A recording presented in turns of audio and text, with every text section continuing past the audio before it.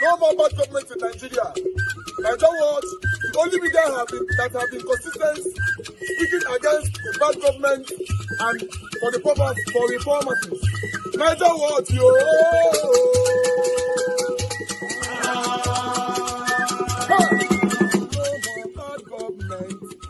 No more bad government. Nigeria Watch. No more bad government. Nigeria Watch. No more bad government. The only media that have been speaking. No more bad government. The voice of the voiceless. No more bad government.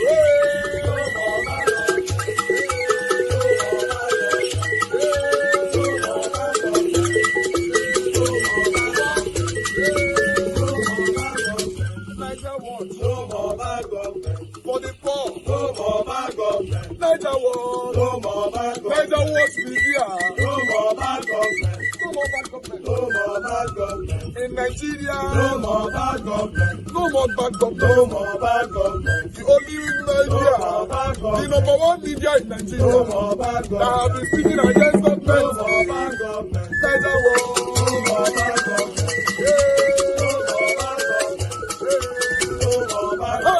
Nigeria Watch, yo. The voice of the voiceless. The voice of the voiceless.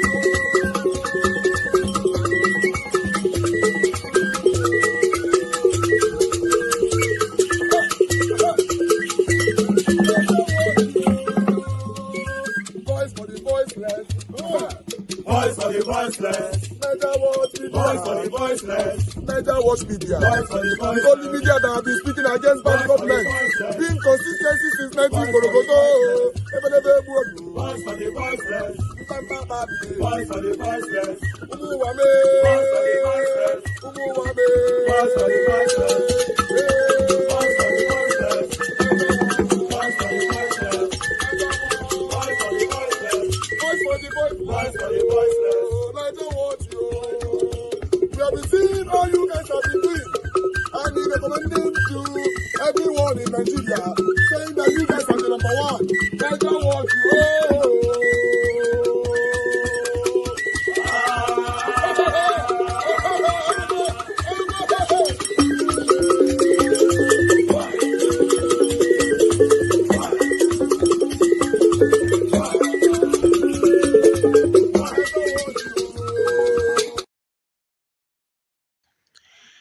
This man they call Sowore, what exactly is your problem? What exactly is your problem? Nobody is saying you should not be the president of the Federal Republic of this country, of Nigeria. But trust me, you're not going to go anywhere. There is no state in this country you will win. You're not going to win anywhere. You're not going to win anything. But that does not prevent you from contesting, because some people can be perennial contestants and perennial losers, and they pride themselves on being, just getting that title, a one-time presidential candidate. And somehow it gets into your head. I see you a very arrogant person. You're a very arrogant person. It's okay to be arrogant. There's no crime to be arrogant. But what I don't understand is why the fixation and this persistent accusation of Peter Obi. Why does it do? I mean, what do you benefit by constantly trying to water down Peter Obi when the same Peter Obi has never, in fact, Peter Obi hardly mentioned names. He hardly mentioned names. Rather, he could make indirect remarks, but he hardly mentions names. So Peter Obi is not in charge of Nigeria. Peter Obi is not in charge of the policy-making decision of this country. Why are you attacking him? He is not the president. Anything that is wrong about this country is not the president. In fact, in the next election, Peter Obi might not even be your biggest adversary. So why Peter Obi? Or you think if you take Peter Obi out today, even if Peter Obi does not run in the next election, you will not still win. Oshore, you will not still win. Yes, you may have this facade, this aura created around you that you are a rugged, you are an agbero, you are looter. You're not cut out. You're not ripe for it. I strongly suggest you stop this childishness. I rather call it childishness. For me, it's just mere childish tantrum. What you have been doing will not shake this man. The man has been quiet. He's doing his own thing. You do your own thing. You want to be president? Fine. Do your thing. But if you think bringing Peter Obi down will narrow your way into becoming the president, that perhaps is the most foolish thoughts ever I believe you can accommodate in yourself. Now, I know I'm sure this video will get to you, but you must understand that, look, Nigeria is at a precipice and cannot condone these childish tantrums that I see associated with you. Come on, I know you are educated. I know you are bigger than this. I know you can live up to a more appreciable demeanor than this constant fixation on one man that doesn't even bother about you. Come on. My name is Magnus Soraka. Please follow this page. Understand that as far as I'm concerned, I don't take people up on their person. I have nothing personal against Tinubu. Nothing. All I'm interested in is the North and my country in general. If you look at his policies and you look at his budget, everything and his appointments, everything revolves around the Southwest. You know, one thing I love about Tinubu, to be very honest, is that he didn't lie to Nigerians. He was straightforward from the beginning. He was from the get-go. He told them, Emilio, come, it's my turn. It's not about the country, it's his turn. He did not lie. And then, if you look at his previous utterances, he has once, I think, I can't quite remember the newspaper, but I have it, in which he said he never believed in Nigeria as a country. The president never believed in Nigeria as a country. And he had never denied it. He had never denied it, you know. So what I'm trying to say, and you look at his appointments, everything is about Yorubas for Yorubas and by Yorubas. The rest of the country is totally neglected. It's not only the North that is neglected, but take the Southeast, for instance. If you take the Southeast, now that they are talking about it's a northern, southern thing, it's a lie. What is the Southeast getting? Nothing. He's going against the Constitution of the Federal Republic of Nigeria, which he swore to defend, because he is now a regionalist. He is now just a Yoruba, say, king, because everything is for the Yorubas. You don't do that in a country that you are supposed to be ruling on. So, but he is using the resources of the country to build his region for reasons best not to. So if somebody, since he has proclaimed that he does not believe in a country, like in Nigeria, then this should not be seen as a surprise. Najatu Mohammed saying the obvious about Tinubu in the PAP TV interview, at least she ended up accepting that what he's doing is not a surprise.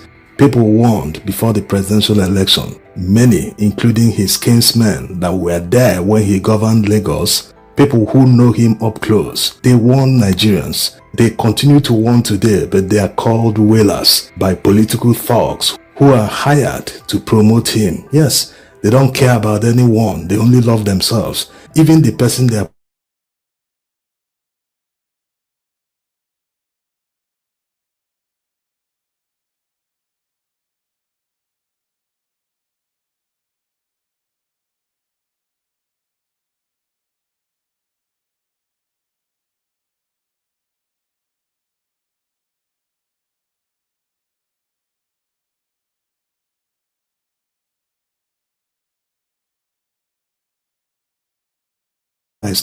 anyone. They don't even love Nigeria. Because if you love your country, you can't be blind to the obvious truth. You can't be blind to what is going on. They are killing this country. Nothing is working.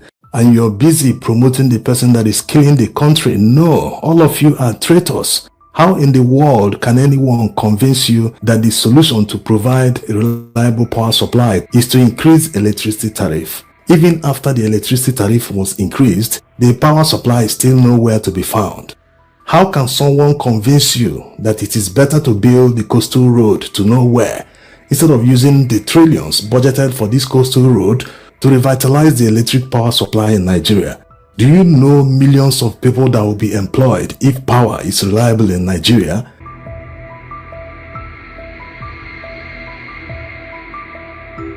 In a country that successfully reduced the purchasing power of Nigerians, if all of you are patriotic, the topmost priority should be to return that purchasing power to at least the level Buhari left it. Because it is when one has money that you will think about traveling. It is when you have money that you will think about going for grocery shopping or going for shopping for personal needs. Yes, if you don't have money, you won't think about using any new coastal road. You won't think about doing anything. The topmost priority should be to increase the purchasing power of Nigerians so that they can start traveling like they used to do.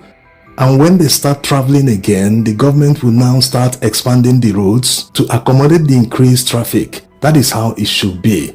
In a poor country, you have to prioritize your budget, you have to prioritize projects, infrastructure, everything. While you prioritize investments based on needs of Nigerians, you don't also waste billions of naira sponsoring Nigerians to Hajj. Promoting tourism in a faraway country, it adds no single value to Nigeria's economy. Yes, not just Hajj, any religious pilgrimage is not something Nigerian government should spend money on.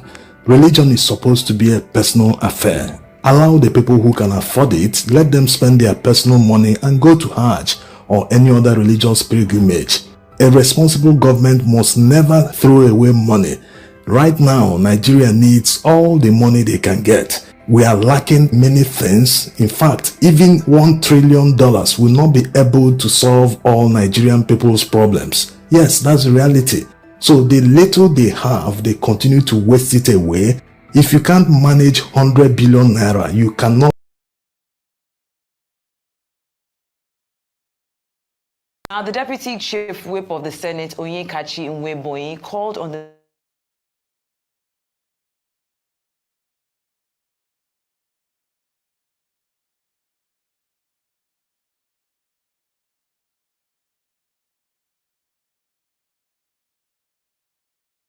plenary while contributing to the debate on the 2025 statutory budget of the FCT.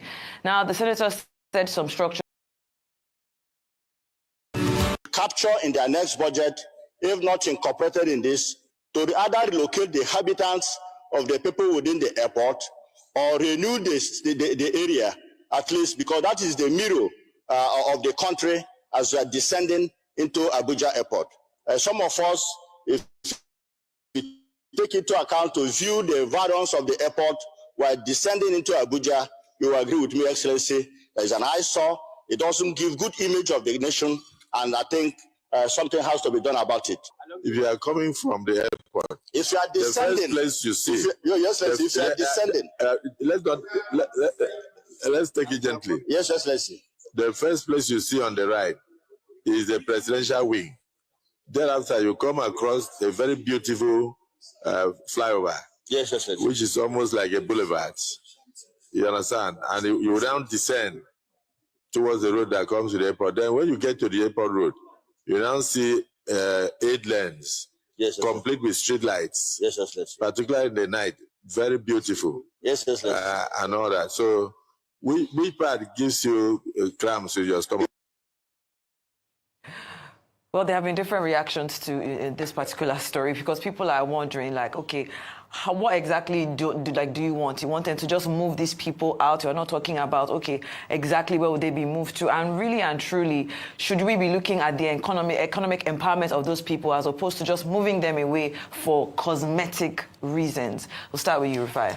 Truth is, it's a very sad one that the senator could say such a thing, and I totally disagree with that. There's nothing wrong with those people. Those people were originally indigenous to those areas, even before Abuja itself was created. Exactly. All right, and the airport has encroached on their village. That's their ancestral home. Mm-hmm. They've encroached on their land, and over the years, compensation has been a big issue.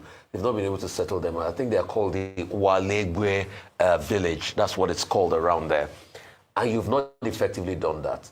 Those houses, I think, is even a testament to the rich architectural history of Nigeria. Some of them mud houses, some of them little huts and hamlets and things like that. Some of them, newly built block houses and the likes. But look at it.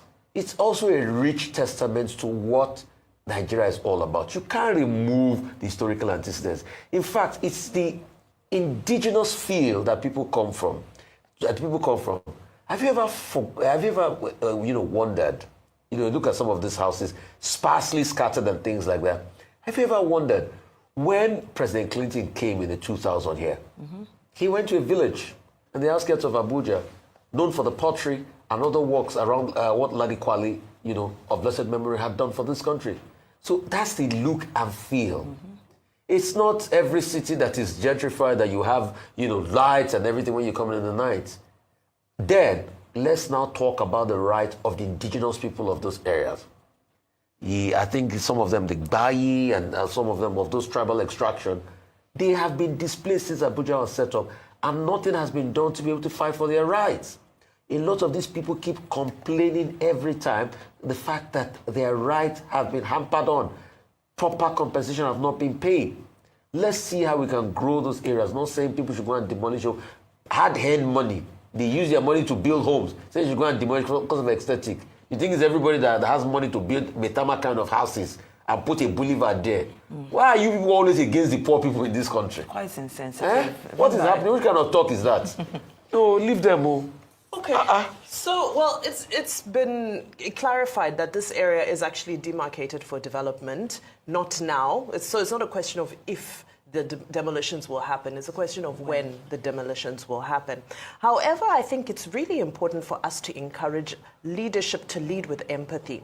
By that, I mean, we have a housing crisis in Nigeria. It's said that we have to build 1 million units of houses for the next 20 years for us to be able to meet the demand of housing. That's on the government side. On the private side, it's simply unaffordable. It's a struggle, even for you and I now, for those who pay rent or even those who have dues to pay and so forth. The real estate has become extremely expensive. So for me, I feel, okay, fine. If this area behind the airport has been demarcated for development, no problem. However, this habit that we've gotten into, this culture of demolishing before we've established where people are being relocated to, and in most cases, they are being given very meager compensation, if at all, that is the culture that I think needs to be addressed in this instance. So leadership with empathy. Let's begin with, there is a shanty. It has been targeted for demolition because of development. Fine. What can we do to speed up the development of affordable housing units for these people so we can relocate them, because this place needs to be demolished? For me, I think that's the spirit of leadership that puts people and their welfare first. Whether it's an eyesore or not, it's not really anybody's business. I always refer to Cape Town. Cape Town, the first thing you see when you're landing is Kaelicha. It's a shanty town. Doesn't stop Cape Town from being one of the most invested, developed tourist cities in the world.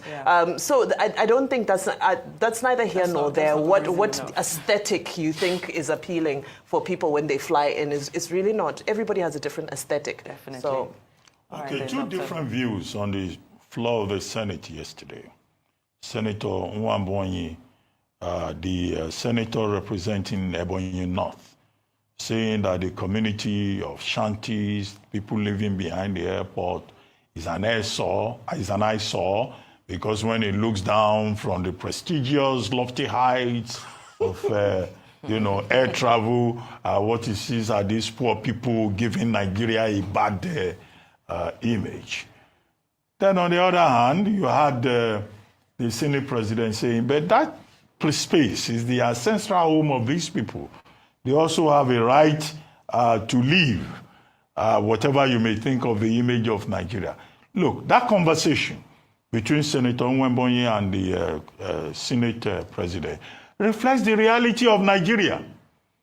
This is a country of massive inequality. The rich looking down on the poor from the heavens, the poor in difficult circumstances on terra firma. And this Nwambonyi, where is he from even? Ebonyi North. A village called Mbeke Isheke in Ebonyi local government area. In fact, when I travel in that Aziz and I see Mbeke Isheke, from abroad. It looks like a collection of shanties. You should start by asking the Nigerian government to demolish the whole of Mbeke. Because that is the reality of Nigeria. Now that he has been privileged to go to Abuja for maybe one term or whatever number of times he will use, he is saying that other people's houses should be demolished. This is why I agree with your point about empathy. Mbeke should be where Enwabonye should start his demolition agenda from. Number two is the fact that when they say they demolish in Abuja, there's been a lot of notoriety about what the Federal Capital Development Authority does with the demolition of people's houses without empathy, without even looking at the papers and all of that. Now, this should not be another opportunity for the victimization of the suffering people of Nigeria who are struggling to find food, who are struggling to find housing. The responsibility of government includes housing. Many years back, they used to say housing for all by year 2000. This is year 2025.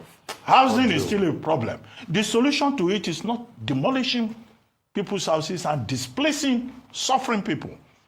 After all, the World Bank, IMF, they were talking about social spending. They were talking about development spending. Government should come from that perspective.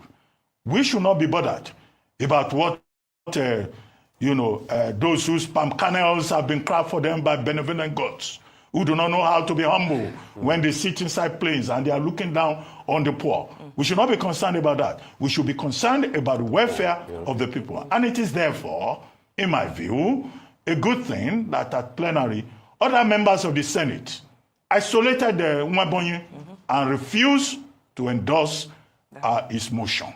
And I think in this particular regard, both the Senate President and the rest of the members of the Senate acted well. Nwabonye should watch what he says. Otherwise, we will start recommending that Mbeke should be the place to be demolished. And that's my case. There are poor people there, so whatever one is. Yeah, but their son is saying they should come and demolish other people's homes. We'll deal with their son, but the people should be spared, please. Okay. Fair is fair. But he should be a good ambassador for his own people. He should be. All right, then let's move on to our next story. Protesters on Tuesday stormed the Oyo State Government Secretariat in Agodi, Ibadan, demanding justice for 14-year-old Kehinde Alade, a secondary school student who was killed by a stray police bullet. Now, according to reports, the boy's father was driving against traffic in a black Honda Accord along the airport roundabout at the Alakia Adelubi Airport Road when an enforcement team comprising of the Oyo State Road Traffic Management officers and police personnel attempted to stop him. He reportedly refused arrest, prompting a police chase. To immobilize the vehicle, a police corporal fired at the tires, but the bullets tragically struck Kehinde, who was seated in the back seat. He was rushed to the University College Hospital where he was confirmed dead on arrival. Let's take a look at the moment the incident occurred before we take some reactions.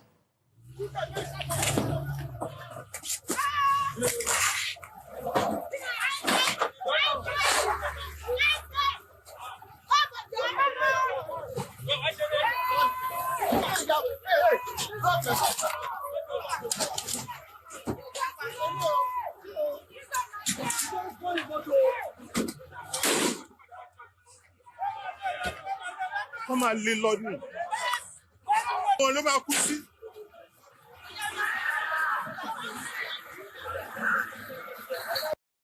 Civilian.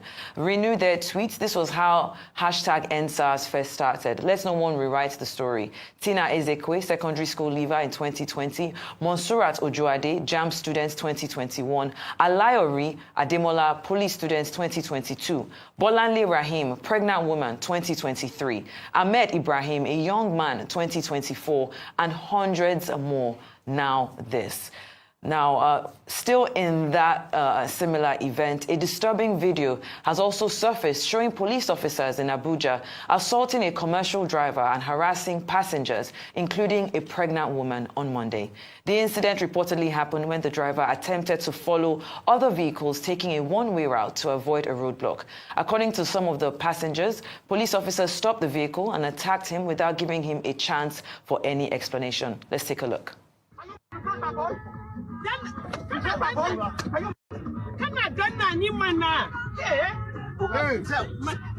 I carry my bag a bit. You own this. You own this. You are pressing. I'm a passenger.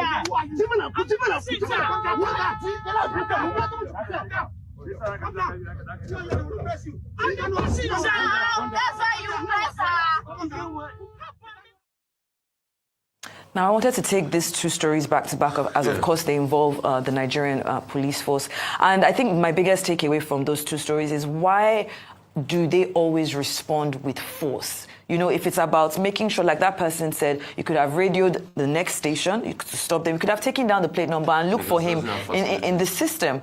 What are your reactions to this story? Because all the suggestions that person gave, Nigerian police doesn't have facilities.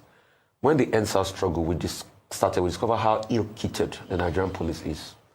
So there are no measures. Radio the next station, where are the facilities? Where are the walkie-talkie tags on the Nigerian police? Where are the cams, self-cams on the Nigerian police officer? Where are even blank bullets? Where are other instruments to be able to quell, if you have like a situation, ordinary water to be able to spray on rioters? Where are they? So the police is ill-funded, it's not well-funded. Let's not deceive ourselves. So it's a cocktail of many aberrations. Not well-funded, ill-trained, not well catered to Africa's welfare, and many things all put together. So once you have a dysfunctional society, you have a dysfunctional police force. And that's why the first thing is he feels threatened. So he feels, let me show this man a lesson, so let me shoot at the tire, knowing fully well that the bullet can go awry. Which is exactly what happened. And also, the man that was told to stop, that drove this way, is a function also of a society that is destroyed already. Because there are two sides to the coin. The first thing, he fears that he might not get justice. He fears he might be extorted. He fears that the police will not reason with him. Because if we have a police that stops you at the checkpoint and they take your details down and everything, and they send the fine over to you in the end, you have no problems with paying the fine. But you've also seen high-handedness by the police in many cases. So he resorts to quickly shooting. A police tells you, do you know who I am? And he goes ahead. Till tomorrow, a story was broken about a major general in the army that went to beat up people that did overtake him. I think the army has been investigating that case since then. Only God knows what. See the military, the Air Force people that went to beat up Ikeja Electric people. What happened? So, Senator, you live in a dysfunctional society. Are there dysfunctional societies everywhere in the world? Yes. Nigeria is also very dysfunctional. So you will have things like this as a blowback. So what's the solution? We need to invest in the police, kitting, training, welfare, insurance, and the likes. Because I've done a lot of work with the police. I used to be a member of crime, where we used to hold yearly programs to reward police officers that have lost their lives in duty. And we also even ensure that donations are given to those police officers. So I've worked with police extensively. So I'm talking from experience. Yeah. Crime Writers Journalists Association. After you do all that, then you now need to resensitization. Then put appropriate things in place. So even if they took the picture, where's the data bank? Do we have an appropriate data bank? So it's a potpourri of issues. But justice must be done. The police officer must be taken. You know, it must be made to face the full wrath of the law. It must be made to face, and we've called for calm. Yeah. People in Oyo State, we've called for calm. I think it was a protest to the State House. The Oyo State authorities have responded to that. Yeah. We just pray for the reports, but a lot of needless lives are lost in Nigeria because it's a dysfunctional society. Yes, Vimbai. I think the irony is that the police is your friend is the motto of the Nigerian police force, and I mean we're seeing that that's not the case. And this involvement, consistent involvement in traffic offences, the police has no business with traffic offences. We don't know, the bigger details of the story, but it seems like the real issue. Okay, I will just stop that right there. That's all I have for you guys today. On videos, I just have about 1 or 2 articles to tally this up based on what we have right there on the screen that you can read from there. I appreciate every one of you. Good morning, good afternoon, good evening to every one of you right there. Thanks for your time with us today. Today's Wednesday, 21st May 2025. I'm going to post out a link for those of you that want to join this broadcast today. I would really do appreciate if you come in on time. If not, it might be a story that touch. Mother of all mommy diaspora, good evening to you, mommy. Thank you very much for all that you do for us here. We appreciate you always. Thank you very much for always being there. Abu Azi, thank you very much. I appreciate you. Good evening to you. I appreciate every one of you right there. I want to verbally appreciate everyone. Let me start with Mr. Johnson. Emmanuel, good evening to you, sir. I appreciate you. Sagovo Peter Ifi, who says more. You don't take holiday, you don't still come back again now. You leave us for streets, you go come out, you come back. You know, I wanted to survive for streets, you don't concern you, right?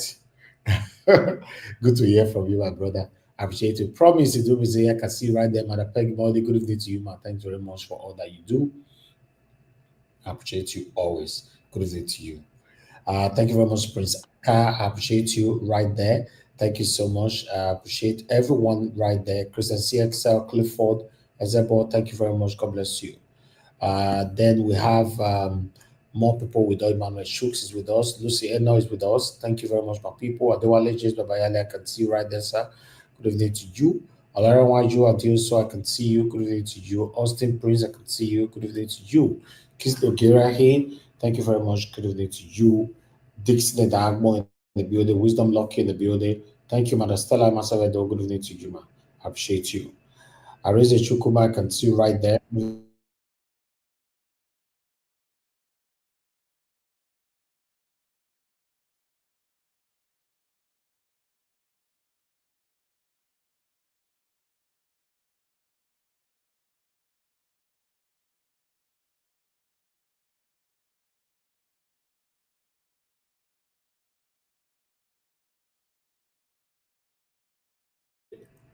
My network is failing. I don't know if anybody can still hear me. If you're on the backstage, turn on your camera so I can see you and bring you to the screen. You know, Osesmo, once again, thank you very much. I appreciate you, sir. Thank you very much, Madam Ifi. I can see you already. Thank you, Emmanuel Shooks. Thank you, my wonderful people. And God will bless all of you right there. But meanwhile, I'd like us to quickly move on. Please help us to press on the like and help us share. Press on the dollar sign, encourage our work here. No matter what, always click on the dollar sign. Even though it's $1, just put it right there. It's an encouragement. When you see different colors on your comment section, it gives you more energy to do more.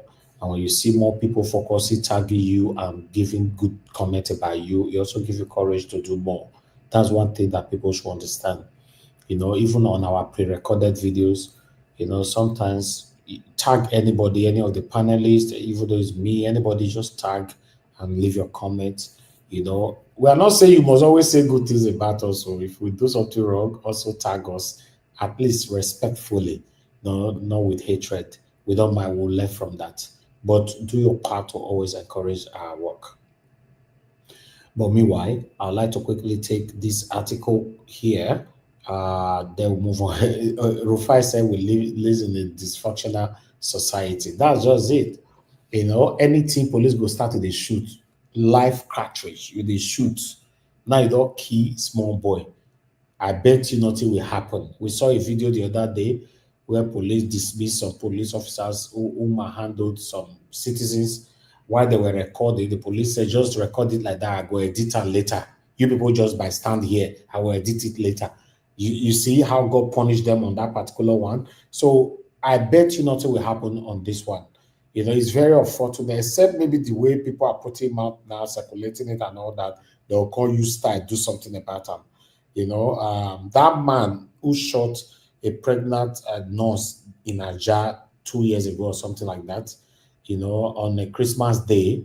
Yes, I heard that he has been sentenced to death by hanging. But now what did they tell us with that? Sentenced to death by hanging. I wish they can take the law back to during the time of them Anini, where you want to buy these criminals. They normally put it then on Saturday. You know, because my papa and mama, they tell me full story about them. You know, on Saturday, how people will be waiting, watch it on live TV, how they execute them, tie them for drum, you know, buy all of them. I don't see all the videos, I don't see everything. So these are the kind of things that we should be seeing. Don't just say on inside the court, this person will be sentenced to death by hanging. And the person who is sentenced to death by hanging, una can't tell them allegedly, say make it run, come up for the country, or make you go another country, go to stay there forever, you know. But for this to happen, you will pay, depend on the person's purse. You will pay 100 million, 200 million, or whatever, blah, blah, blah. So allegedly, it's just my thinking. I'm not saying it's happening. But yeah, because we live in a dysfunctional society, like El-Rufai stated, you know, for me personally, I don't trust anybody in Nigeria, not my government, not anybody. So for that, do it. Let us see it. Make we see them. Say, yes, you sentence somebody to death by hanging. Did they want one hanger? Make we see them. Make we watch them. Yes. Not because this one, where person come pass back window, wrong, come on, now saying like that. The country be as it get to my people. The more you see, the less you see. I don't know how they talk about, you know, but what do I know? I'm just thinking on my own. That child now is gone. Pikin, we want to go write exam and all that. You know, normally, why will a driver be driving through one way, be running from police? Why? Is it not because of the way police are behaving like animals? Like Rufai talking yesterday, if our country, our police force are behaving in a professional manner, why I go see police and you begin to run? Police will go ask you your document and everything, and you give everything is completed. They want to dig more by going inside your phone, by doing this and doing that. It's crazy, although you get people that do all those rubbish with. But unfortunately, the majority of Nigerians are affected by these things. Now, I mean, as they see police, be like say they see kidnapper, be like say they see their enemies. That's why they are running. In the process of their running, sometimes they normally get accident, they go by just because they run for police. So these are if we have to sort things out, we have to look at it from the root. What is causing these things? Why is our police force behaving this way? Under Egbetokun, the Nigeria police force just turned to something else. Under this man, where they say don't expire, the expired IGP. They say your time don't expire. They say you yourself, you don't expire. Everything to do with you have expired. You refuse to go. See what is happening under your watch, and you are not doing anything about it. If Nigeria is a country that is working, since yesterday, this Egbeto or Atiku, whether I already had a call him, he's supposed to have come out on the press conference to say something. If my Peking die, not go talk, may God punish you, Egbeto. IGP, may God punish you. If now you're Peking, you not go come out make you talk. A child have been bite since yesterday. You have not said anything, no press conference, nothing at all. It's crazy. The country is just I don't know how to call it, man. So people are not saying, I saw comment in a different platform. Some people are saying, okay, let the man, before I repeat it for the child or the man, let the man tell me who he voted for in 2023. Just imagine. Because he's a Yoruba man. Everything we apply ethnicism. Everything we apply tribalism. If he's a Yoruba man, even though he voted for Tinubu, so is he enough for a big child to die? I don't understand now for this country, man. The wahala of this country is just too much. It's too much to handle. I'm telling you, it's too much. It's just like everything is just Egbetoku or Atiku, whatever you are called. Under your watch, police brutality is going on in every state. Most especially from my state, Edo State. Now, Wabwa. Egbetoku, Atiku. The IGP of police, Nigeria police. Make una cut this part, go give them.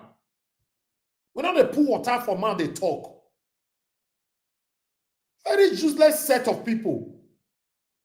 Even some of the police in Nigeria are even angry with this Egbetoku. Tell me what this man is doing. He doesn't have the spirit of feeling, a compassionate feeling. He doesn't have empathy. He doesn't have anything. Look at everything that has been going on in Nigeria now. This man refused to say anything. Egbetoku, police IGP. You should be ashamed of yourself, Atiku. Eh? You should be ashamed of yourself under your watch. I saw a video the other day we rebroadcasted on our pre-recorded video where they are saying that NSAS 2 is loading. Is that what we want in our country at this moment? Eh? But what do you get when you are pushing people to the wall? And you know, what do you want them to do? See that innocent child, now we want to go write exam now. Don't buy just like that. It's gone. Just like that. No top politicians or elite or leaders that have approached it, that have addressed this. Ha! And wow. What kind of country is this, God? Eh? I saw a video yesterday on a highly congested road, traffic everywhere. Ambulance carrying almost somebody that is almost dying. As ambulance blows siren reach, nobody come up for road for them. Just should we not blame Nigeria police for that? Blame Tinubu for that? Common sense we don't have. Zebra cross, they don't respect in this country. Should we blame government for that? Common sense. Some of the people will say, no law now. Sometimes I'll be driving on the road, I'll see other cars in my front, throwing bottle of water, throwing it away. This country is, I don't know how to describe it, man. It's crazy. Eh? Let me take a quick break, bro. All right, guys. We are back. It's very crazy to see a country where you and I live in. This country don't be like country for my eye. To be honest, it don't be like country. It just be like, say, the elites care so much about themselves and they're not interested, whatever that happens, you know, afterwards. As long as they are protected, they are guided, they are good. They are good to go. Very sad. Expired Atiku. Under his watch, look what is happening in Nigeria. Useless IGP police, Nigeria police force, or I want to call them Egbetoku. But I don't know what to be full name safe. Under his watch, a lot is going on. This man wants to set this country ablaze. He's gradually pushing the youth now to set the country ablaze. He's not addressing anything these boys are doing. What is all this? Eh? Anyway, I'd like us to move on. Let me quickly take this article so we can start talking. I only have just one article. Peter Obi, you know, this is a beautiful one for me. You know, we've been deliberating for the past couple of days now that Peter Obi want to run as a VP to Atiku and all that, blah, blah, blah. But finally now, because it's coming from our rise, that's why I'm even sharing it. As you can see right there, Atiku, Peter Obi, El-Rufai adopt ADC as official platform for opposition coalition. You know, so this one, as they just reported this 20 minutes before I came on air. So, which is a good one. Former Vice President Atiku Abubakar, former Labour Party presidential candidate Peter Obi, and ex-Kaduna State Governor Nasir El-Rufai have reportedly adopted the African Democratic Congress ADC as the official platform for a new opposition coalition, according to a Bloomberg article. So now, what about El-Rufai? We don't move to SDP. How they want to do that? Where my political analysts, with them, they can analyze this thing for me because they are better on this area than me. They can tell me, you know, what will now happen to someone like El-Rufai that have already moved to SDP and all that. I would really like to learn from that.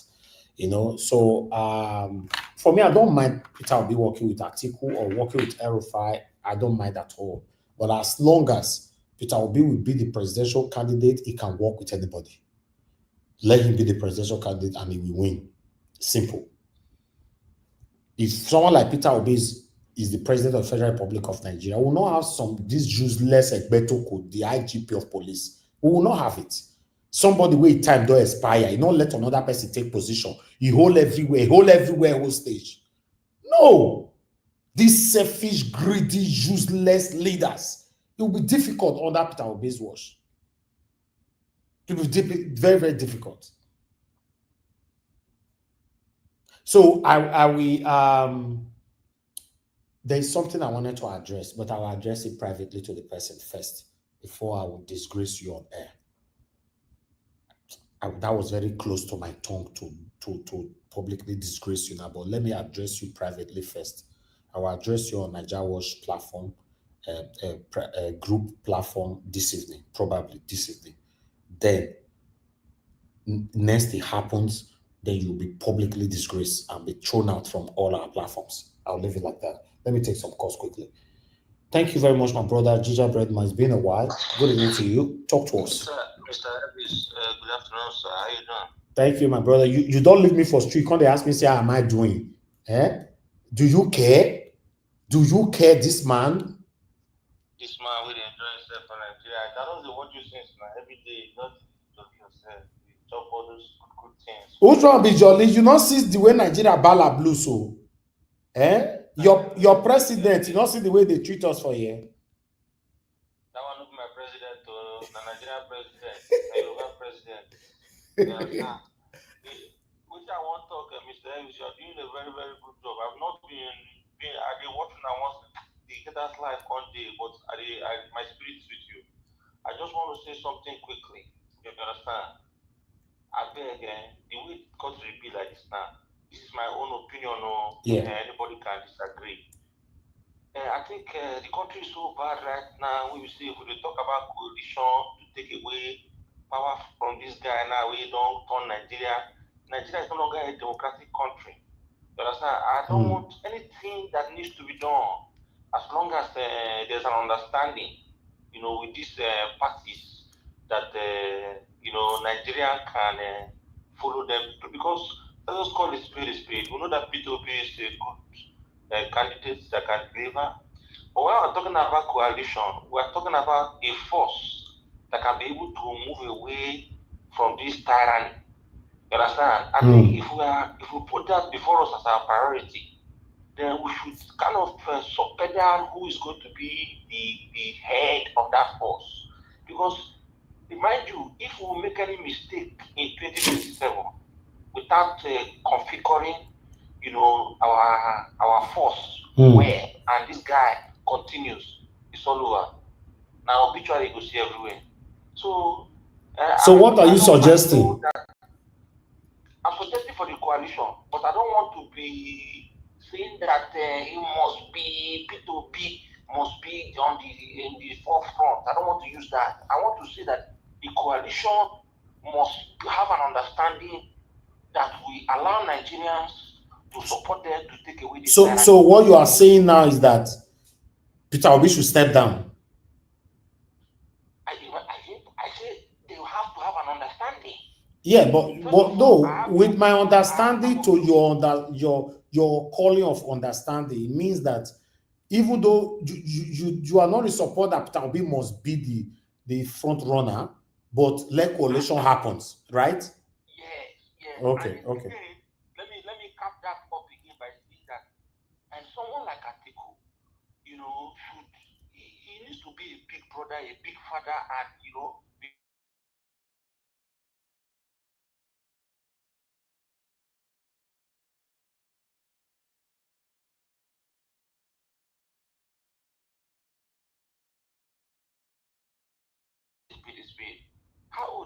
So what you are saying now is that if Peter Obi step aside, any other person can come in as presidential candidate as long as coalition happens, right? I want coalition, but that person does not even have to be Atiku, because Atiku supposed to expire by now. Okay. But I support the coalition 101%. Okay. To answer your question that with El-Rufai we don't go SDP, my brother, coalition doesn't have anything to do with party. So anybody can be in any party and come in the coalition. I think it's a PDP. You understand? Okay. They are coming as ADC, African Democratic Congress. Yes. So anybody can come as a coalition from anywhere. The goal is to take away this guy that has Okay. All right. Thank you. Thank you, my brother. I appreciate you. Thank you. Thank Yeah. you, sir. All right. Everybody entitled to their own opinion. Ginger Breadman said he wants coalition to happen. It doesn't have to be Peter Obi taking the lead. As long as coalition happens, Tinubu is removed in 2027. That's his concern. That's his goals. So yeah, everybody entitled to their own opinion. I'd like to quickly play this short video here from Alabo. Then we start talking with the person I have on the panel. Then we take it from there.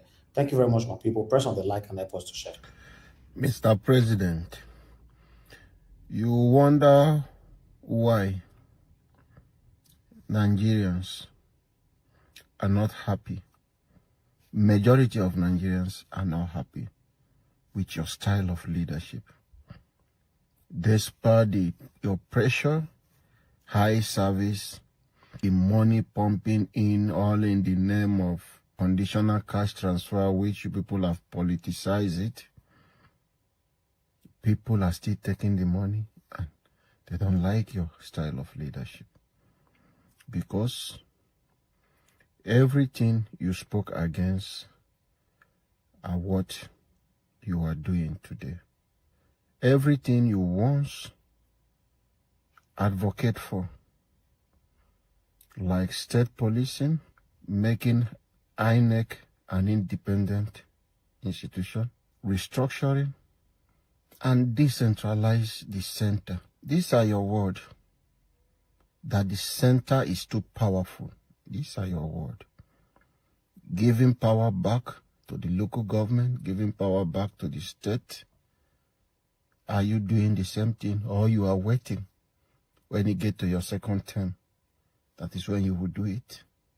How are you sure that that second term you will get to it? Why not the opportunity you have, you do the right thing? Under your watch today, Mr. President, democracy is dead and buried in Nigeria. Under your watch today, Mr. President, there is no rule of law. Our judiciary is being captured. Under your watch today, the National Assemblies are not functioning.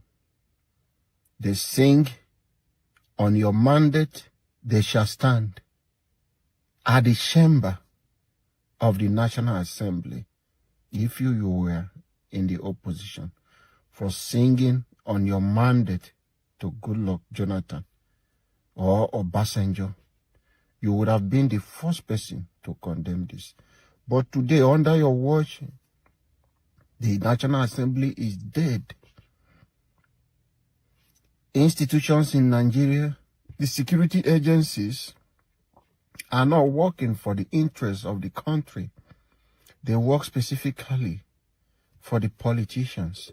They work based on your presidency instruction, not on the basis of the rule of law, but on what the strong politicians say is what our security agencies are carrying out. They go after the youth, then they fail to go after the corrupt politicians. They tag the youth as Yahoo Yahoo, quote and unquote. So they see you when you dress, you wore better clothes, they tag you, or you are using a high phone, you are a fraudster. People cannot speak freely. If you criticize the government you once criticized, people will come after the youth. Today, you have failed to give Nigeria electoral reform which you clamor for, which part of the things you once said that if you had the opportunity, you will make INEC independent. But today, the Nigeria INEC depends solely on you, Mr. President. You appoint your card-carrying member of APC, you appoint your friends into the INEC. How are you going to make the INEC independent when it's being controlled by you and strong politicians. So in all your promises, Mr. President, you fail. In everything you once preached about, you are working against them today.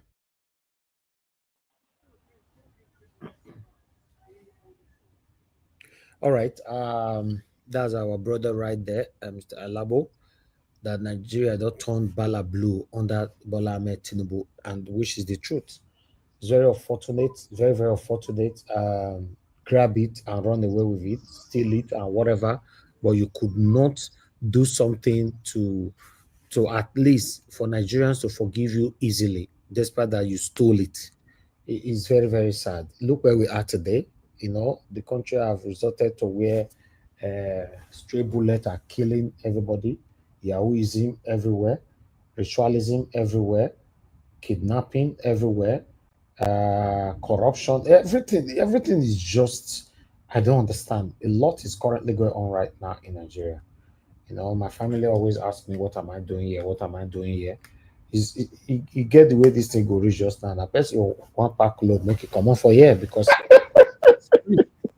no, to be honest, my brother, it's just crazy, man. Every day you wake up hoping that it might get better, but Nigeria watch. Getting worse and worse and worse. Nigeria watch. It's crazy. As I'm talking to you right now, no lights, you know, no light right now. It's crazy. So yes, if some of us can put light on our head every day, how many Nigerians can put light on their head right now? This country is just, I don't understand what is happening. Lagos is so small. No good road, nothing is working. Nothing is working, and nobody is holding these people accountable. When people complain, they don't take you serious. It's like go to hell. It's just so crazy, man.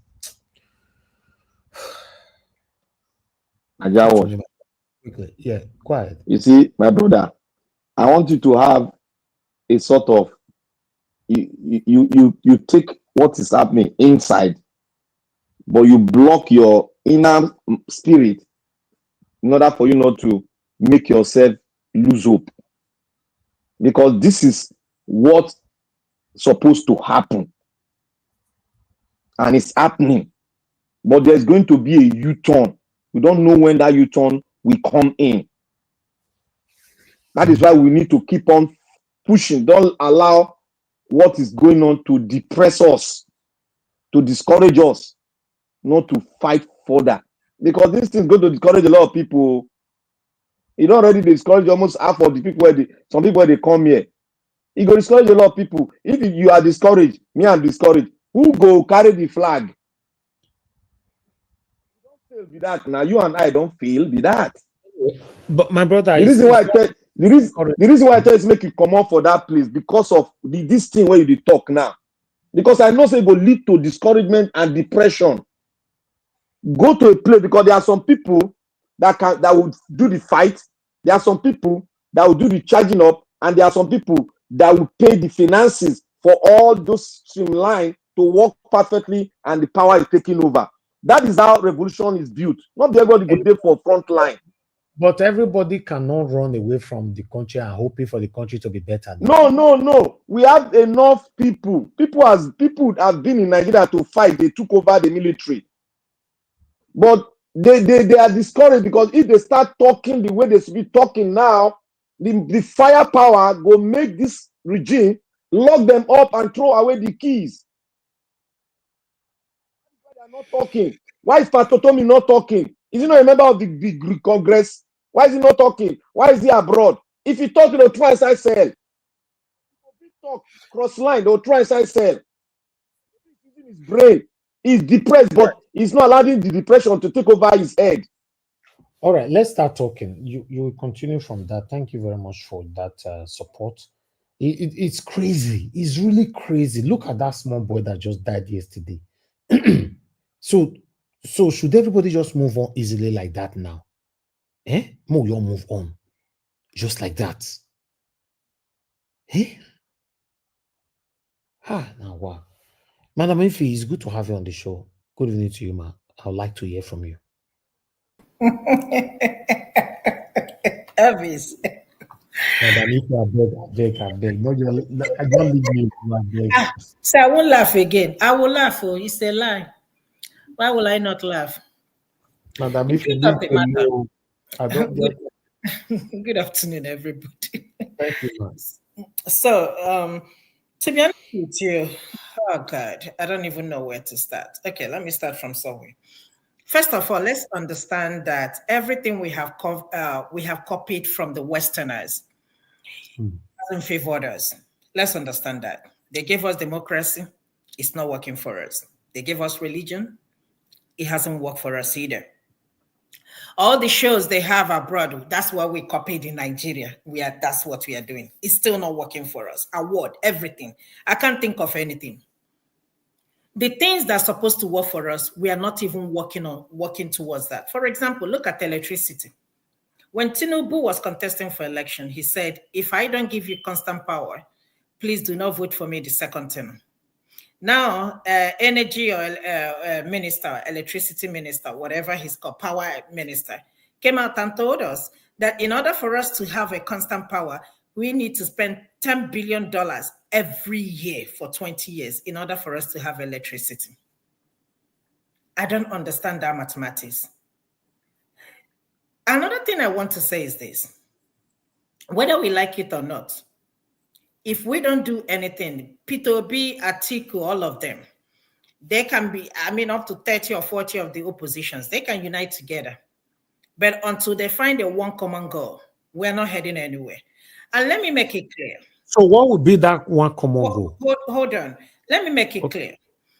Peter Aka, I love that guy so much. He's been screaming on top of his voice about reforming INEC, electoral reform and all that stuff. That is not the problem of Nigeria, because nothing is wrong with our electoral system. Nothing is wrong with it. The only problem is that we don't want it to work because of the corrupt system that we have in Nigeria. You can do any reform you want to reform. But if the president cannot conduct a free and fair election, it's not going to go nowhere. First caller mentioned that P2B, somebody else about stepping aside or something like that. First of all, let me say this. Atiku needs to go. Atiku does not have any business being in any political distance at the age of 81. He needs to disappear. He needs to go back to Dubai where he has his house. There is no busy why he should be contesting for election. And may I ask, why are people not speaking up? Why is Jonathan not speaking up? Why is Obasanjo not speaking up? Why are the other past military presidents, why are they not speaking up? I can't think of anything I can tell you that is working in Nigeria. If anybody can tell me. We have had democracy for how many years? And please, if anybody, including you, Elvis, can tell me one thing this democracy has done for us in Nigeria as a country, I will appreciate that. If you can tell me anything that you are benefiting from this country, please tell me that. We are here talking about the boy that was died yesterday. This is everyday people's life. Why is this a breaking news? People are dying in Borno. People are dying in Plateau. People are dying in Benue. Every day as I'm talking to you, somebody is dropping dead and nobody's saying anything.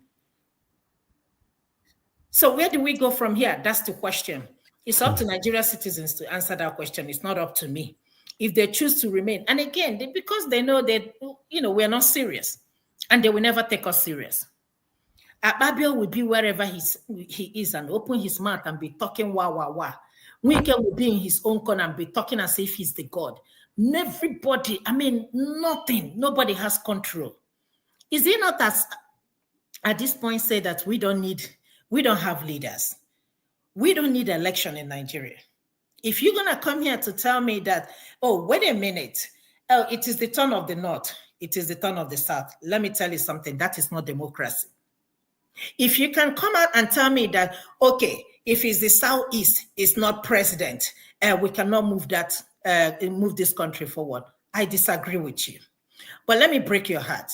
If you tell me that South is going to hold power for 8 years, then you go to North for 8 years. Then during the time of the North, there is no business Southerners trying to contest the election. They should be minding their business. Then Northerners will come out and give us whoever they choose to be president.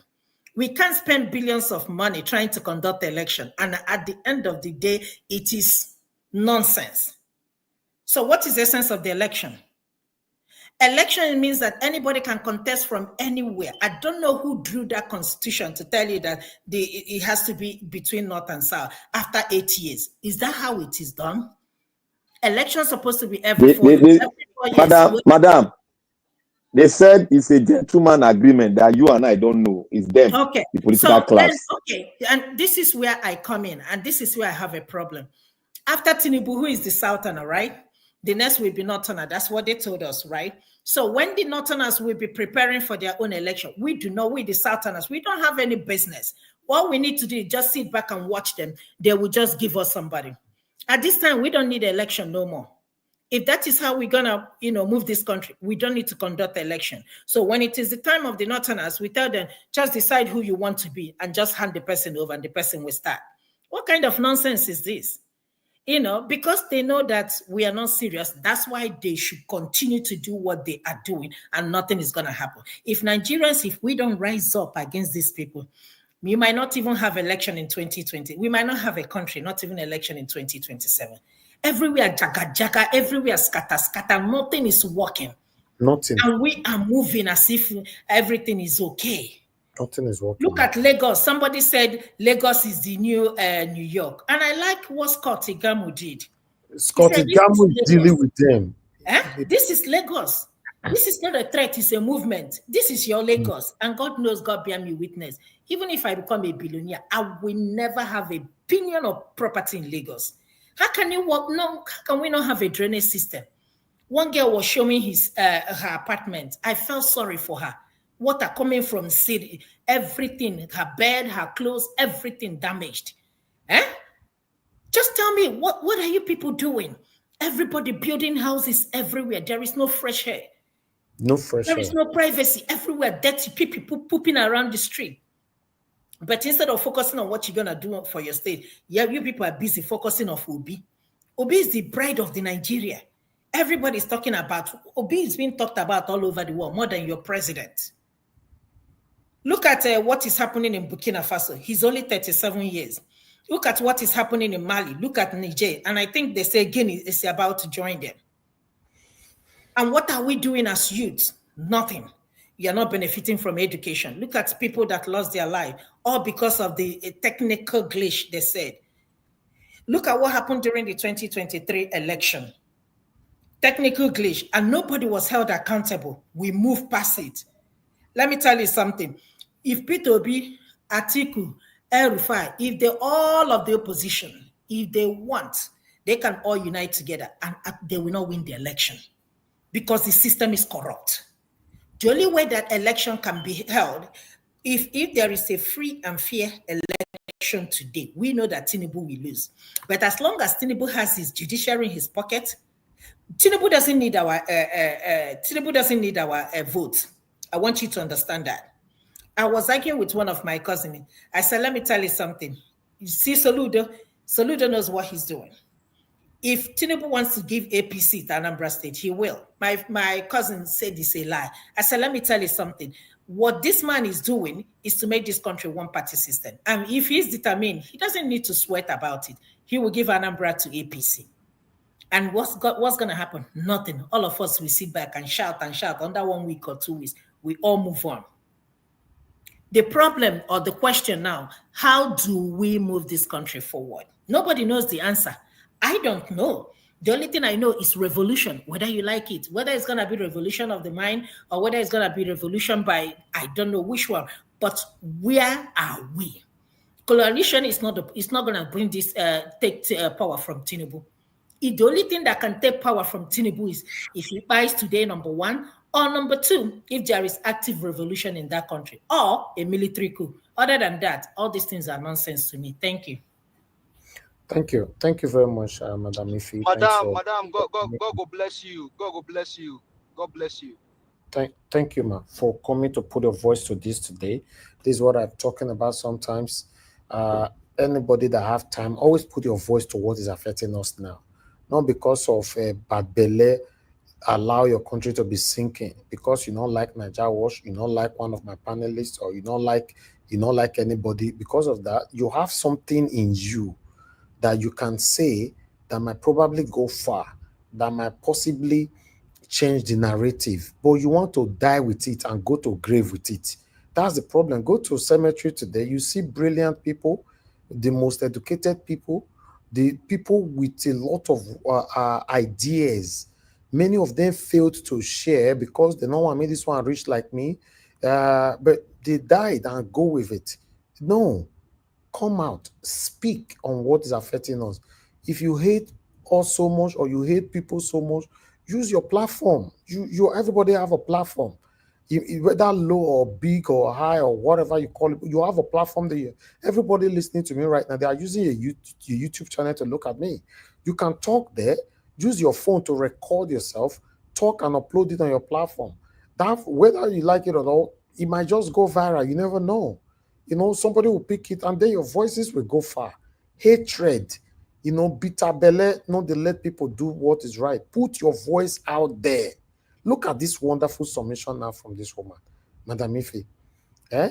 So if you are expecting, like I normally say on this platform, if you are expecting me to pass everything that we talk about or whatever, no, listen, me myself, I still there here, they learn from everybody. Just forget that, I'm here. When my people are giving submissions here, I sit on the back seat listening to them.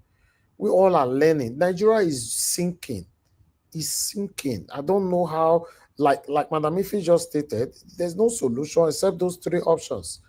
Because Tinubu don't need our vote, according to Madam Ife, and I 100% agree. He doesn't need your vote in 2027. He knows saying go win. Simple as ABCD. He knows saying go win. 2027, you will be here where they go declare and say Tinubu have won by a social margin. Peter Obi was very close. The other one was close. The other one, chapter close. They will swear in again, and everybody go enter house. They go lounges. They press the blow and they talking rubbish. Beg. Thank you very much, everyone. I'd like us to move on. Let me before I call on the next person. Can I borrow? I know if you borrow, I don't get time at all. I can't even hear what he's saying. Make I quick go now. Now you know if you borrow, be safe. I don't quick go. You know if you borrow, I beg. I don't lose my thought. Okay. All right. Give us a Monday. Sorry, say not gonna let you go. Nighton. Give us a Black Panther. Go ahead. Talk to us. 8 minutes. Yeah, I don't want to lose my thought because if I enter now, I don't enter somewhere. I will give on to the next person. Let me just talk briefly. Want to thank you, Nigeria Watch. Thank everybody and thank Madam. Yeah, I want to thank everybody. Everybody's upset. Me myself, I'm upset, but I'm in control of it. I want to thank the last speaker. I want to thank Mommy Diaspora and everybody listening. We got to open our ears, not listening and dump it, taking it from make it come up for the second ear. You got to listen. And when you listen, don't take it as if everyone talking is an authority. Go ahead and investigate and correlate everything together. Have your own concrete point of conviction in you. That is what we should be doing. We are not come here to compete among ourselves. Nigeria has deteriorated. The elastic limit is about to break. When it breaks, we don't know what is going to happen. Because it's now become a lawless country and nobody wants to take responsibility. The other day I was watching a police officer beating up a man driving while on motion. Like I told you people, the police are not trained. They are still the colonial police. That is who they are. And they will remain so until Nigeria define itself. I want to put it that way. Until Nigeria defined itself. Because if we don't have definition, we can never move forward. Every politicians are taking advantage. Every corrupt personality are taking advantage of this situation because this is their time to amount wealth because we are not defined. We are not yet a nation. If we don't get that, we continue to get upset at everything that is happening in Nigeria. We won't be in control. It will come to a stage where you say, I beg, men and go. I don't want to hear anything about it. People have made that decision. I know, even my uncle here in America has made it. I don't want to hear anything about Nigeria. Just go. And these are people that are part and parcel of people that create this problem.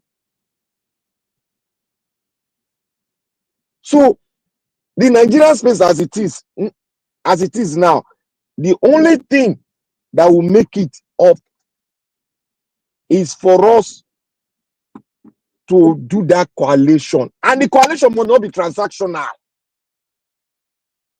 It must be a coalition of people that will define this country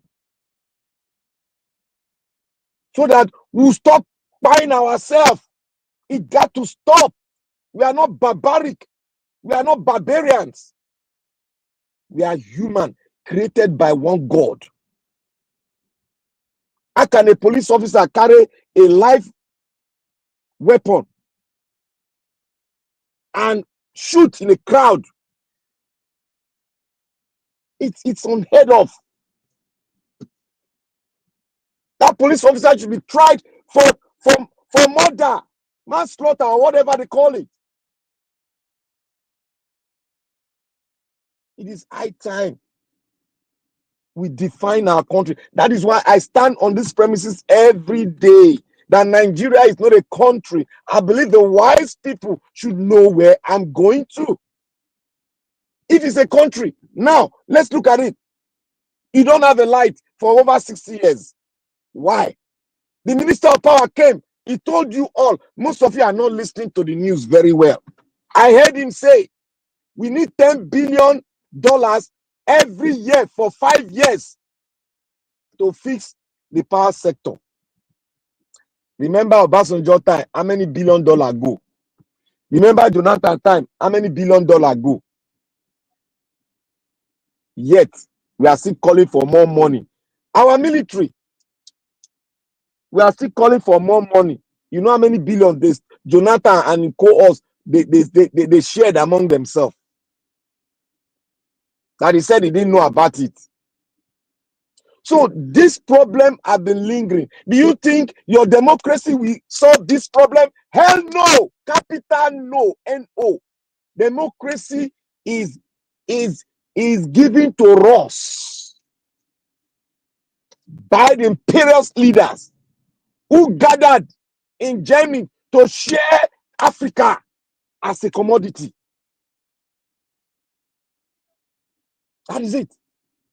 If you don't get it, go back to school and read your history and get somebody to teach you the meaning of what they did. Why on earth we have a lot of professors in Nigeria? We don't have solution. Professors are people that come to produce something that me and you don't know about. They postulate a theory that will bring about the world, for the world to move forward, for a race to move forward, for a country to move forward.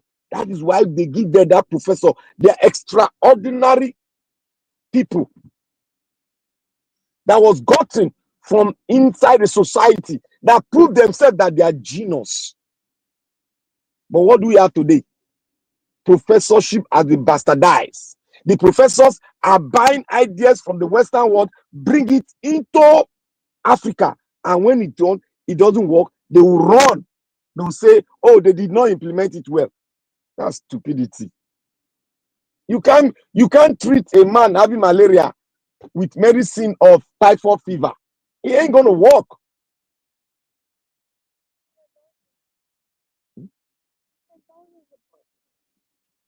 It's high time we wake up in Nigeria. This election, if they don't do the coalition, I believe in coalition, I've been saying it for a long time. Assuming we got the first coalition, this man would have gotten to power. But since he has gotten, I don't believe in going for another election. We have to redefine the country before we can go for election.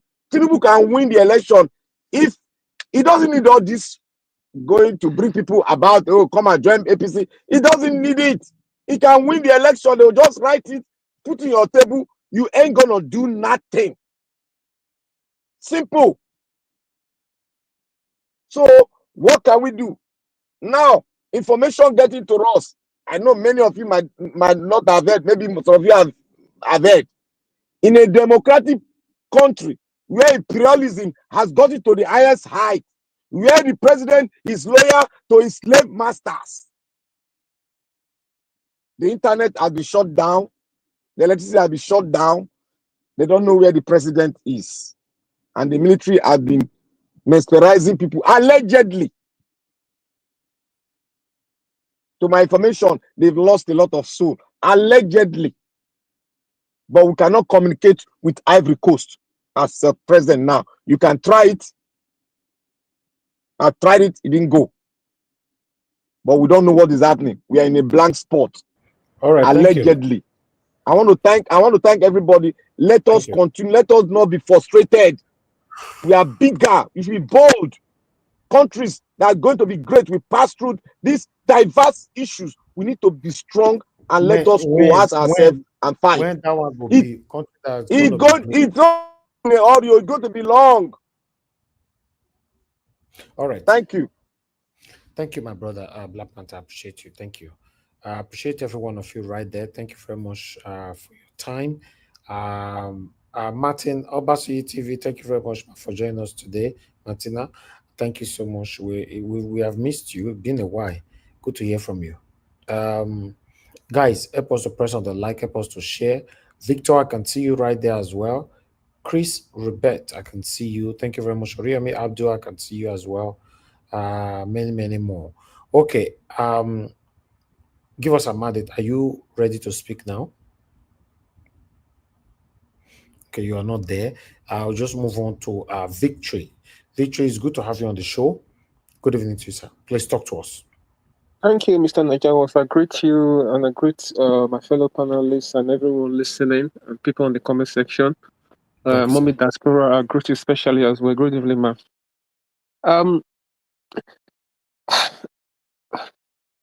On my own view, I don't think election will solve Nigeria's problem. But however, I always have hope that there's always a solution to anything that is happening in this world. But I believe that if any Nigerian politician is coming out to say I want to go for election right now, to be quite honest, the person is either joking or just is a criminal anyway. That's what I would say. Unless there's only one caveat to this statement that I've just made. Unless the person, they can form that coalition, and the people, whoever is leading that coalition has to come out clearly and tell INEC that whether you like it or not, on that day, we will declare results in the polling unit.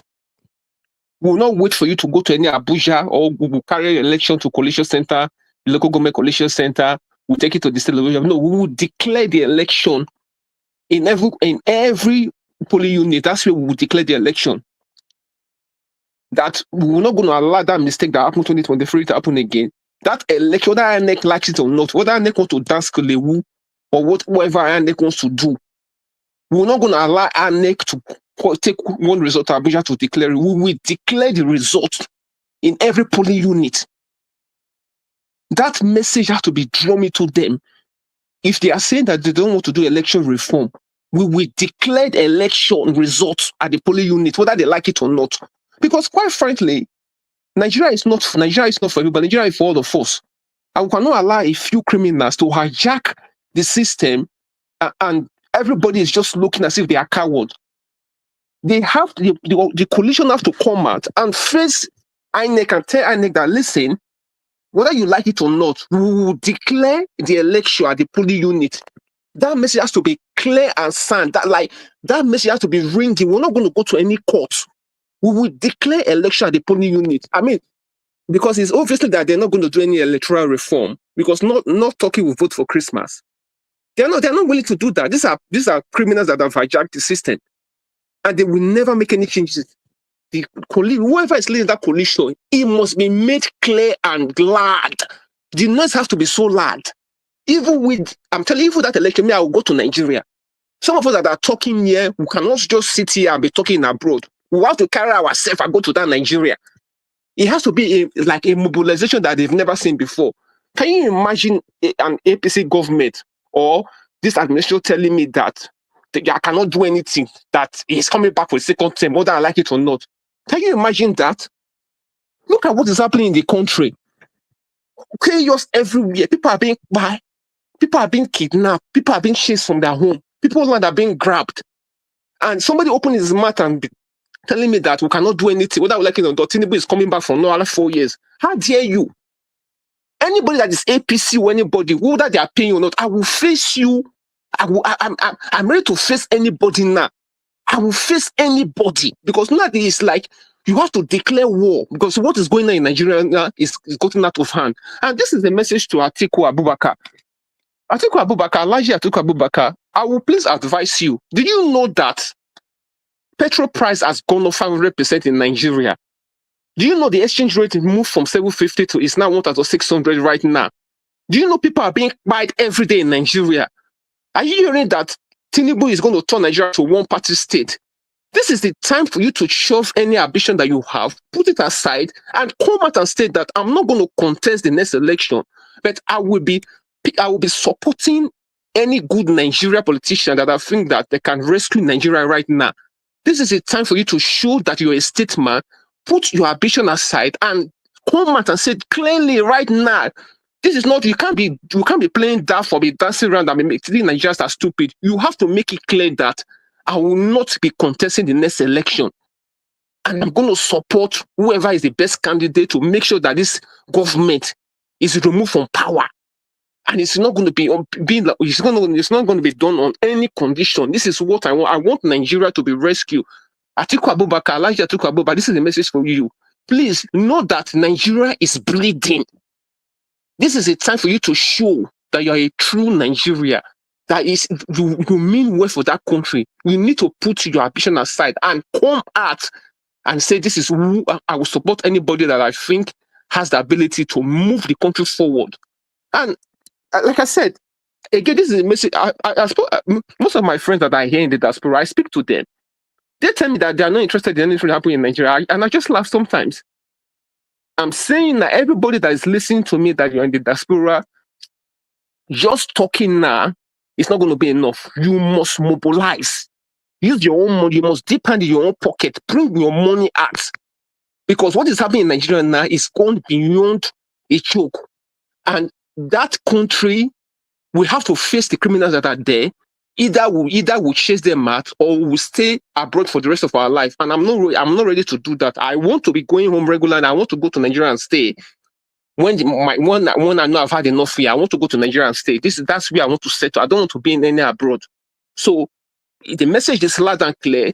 Whether INEC like it or not, whoever is leaking that coalition, we must make it clear to them. We will declare the election in the polling unit. You saw, we will create an app. There's other things that we'll create. Polling unit by polling unit, we'll be declaring the election. We're not going to take any election to any Mahmoud, any Abuja to declare this. No, we're not going to do it this time. We will declare the election at the polling unit. That's what I have to say. Thank you, Mr. Evis. Thank you very much, my brother Victory, for that passionate submission. Hopefully 2027. If you check the people that are saying that Tinubu will just win in 2027, you can't really blame them that much, because the reason why some of them are saying it is that if you and I want to be honest to ourselves, did Tinubu won the election in 2023? He did not. So that fear is already bestowed on people's mindset, thinking that, 2027, the way things are going, no electoral reform, the same INEC, the same one. How is it going to work? That's why some people don't even have hope that anything can happen in 2027. You know, then our kuro eye for year, now therefore ring the election for our eye now. Many of us cast ray, you know, we make mount here and there, no, they not fit try and they not fit try and they try and nothing happen. Look where we are today. So that's why some people have lost hope in 2027, thinking that Tinubu will certainly win it.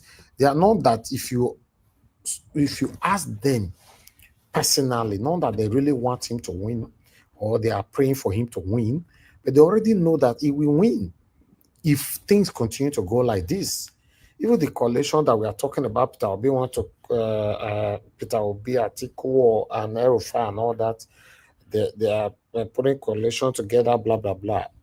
Even after they have done all that, without not addressing the electoral reform, I bet you it will be difficult for three of them to go anywhere, except the only thing that will happen will be that because Atiku and El-Rufai, they are from the north, maybe if the election, they ring them on Peter Obi, those two, because they are together, all of them are working together, they might be able to fight back.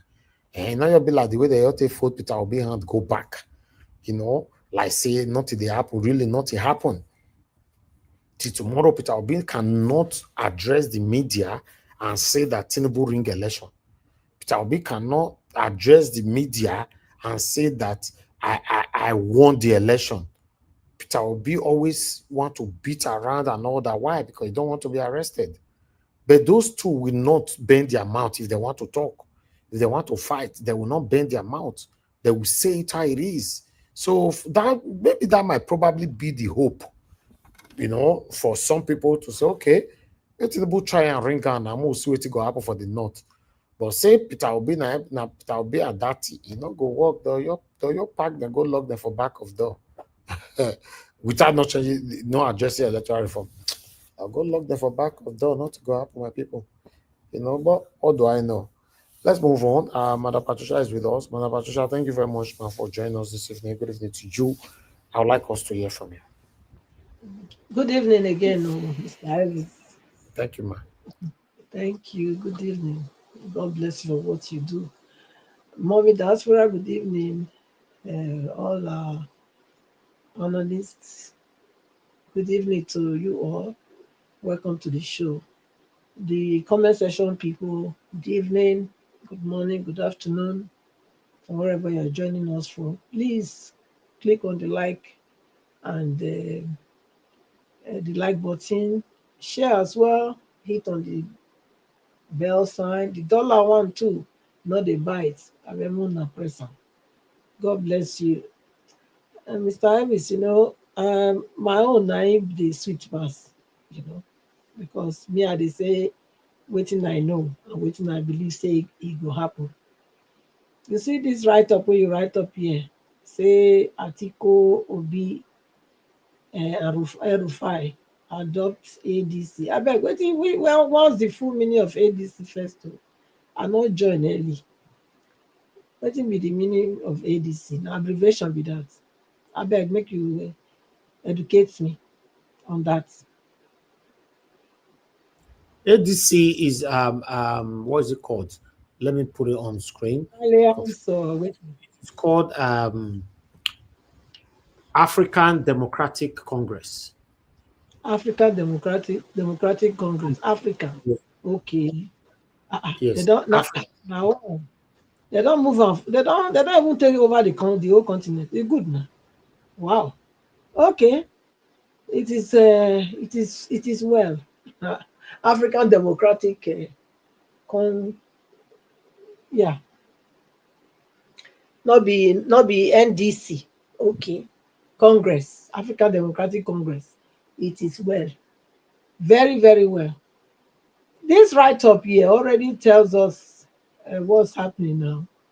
Atiku, Peter Obi, El-Rufai. So Atiku now go be president. Peter Obi go be vice. While Rufai go be Senate president. And so he don't stand here. As I look at him, so I don't see him. And if we look at the antecedent of this El-Rufai, Not be the one where we say they for Kaduna when they were buying a lot of the Christians. The one when they there now is doing very well. He's a Muslim, but he's not a fanatic. You know, it's not fanatic at all. Doesn't have this jihadist attributes in him, because he's helping both. He's really the governor of the people, Kaduna people. You know, so despite the fact that he's a Muslim, he's a Muslim with a difference. He understood why he is there.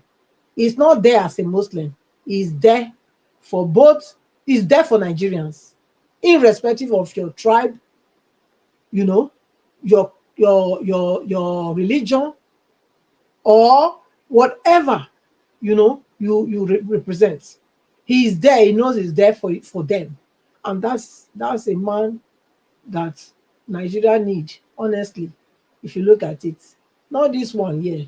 This one we already know all what he has been doing, you know, and then now Obi decide to now say na them two. This two Fulani now in one joint take do coalition.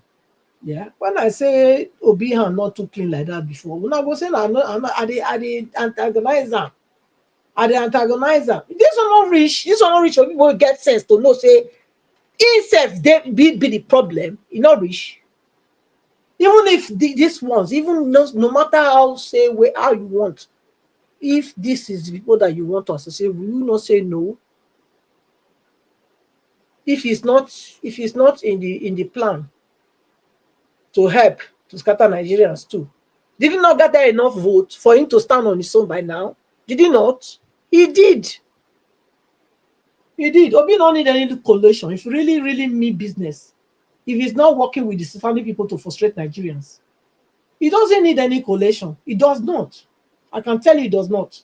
With what is on ground, if he has stood on his own, you know, by himself, I believe with what is happening on ground now, forget APC. APC could have not been able to resist Obi. Nothing, none of them could have been able to resist him. But now he has set himself for utter failure. This is what it is. Because it's clear now that he has adopted them. They have adopted ADC now, African Democratic Congress. I hear. So Atiku is going to be president. It's Atiku, Peter, and El-Rufai. So we there they watch them, make Nigeria deceive themselves. You know, because when they were asking questions the other day, you know, give any tangible question. It was dancing about around the question where they ask. So now, this is a principle of gradualism. Look, politicians, they think they are clever. Yes, in fact, they are clever. But the gullible ones, they know people are gullible. They cannot read their steps. Hence, they will always give you a snippet of the plan. You know, they will not open everything to you once. It's a gradual process. Gradual process. They will come land you for where they want you. When they land you for where you want to, now you will come and make excuse for and say, yes, now it's supposed to be like that. Now you know Nigerians have been making excuse for wrong things. They will come out now and say, yes, it's supposed to be like that. Why not? If you cannot beat them, join them. God forbid. I'm not of that class. If I cannot beat them, I run away from them. I cannot join them because I will not be counted with them. That's as simple. I don't believe that who would fight and run away, live to fight another day. There is no need for that. If you know say you not get power, no go find trouble, no go fight. If you go fight, first and to the end. That's how you reach. Because in the process of you trying to run away to come another day, many people life don't buy. Yes, many people life don't buy in that process. So there's no point. If you know you cannot fight, not just start them. Not even go there. You know, they do your own, they go, we'll not see you now, your own, they go. But as long as you bring your head come outside, bring them fully out. Now they begin to drown small. Maybe they do like tortoise. They say you get sense. No, not be like that. So Mr. Elvis, me, I don't see the whole game. If not let anybody like making the deceive himself. Now gradualism be this. Now so a day. Very, very soon, now all of now go clear. I will leave my here. Thank you.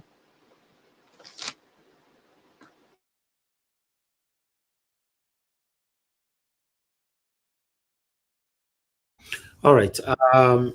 Madam Patricia, I would like to respond to your submission.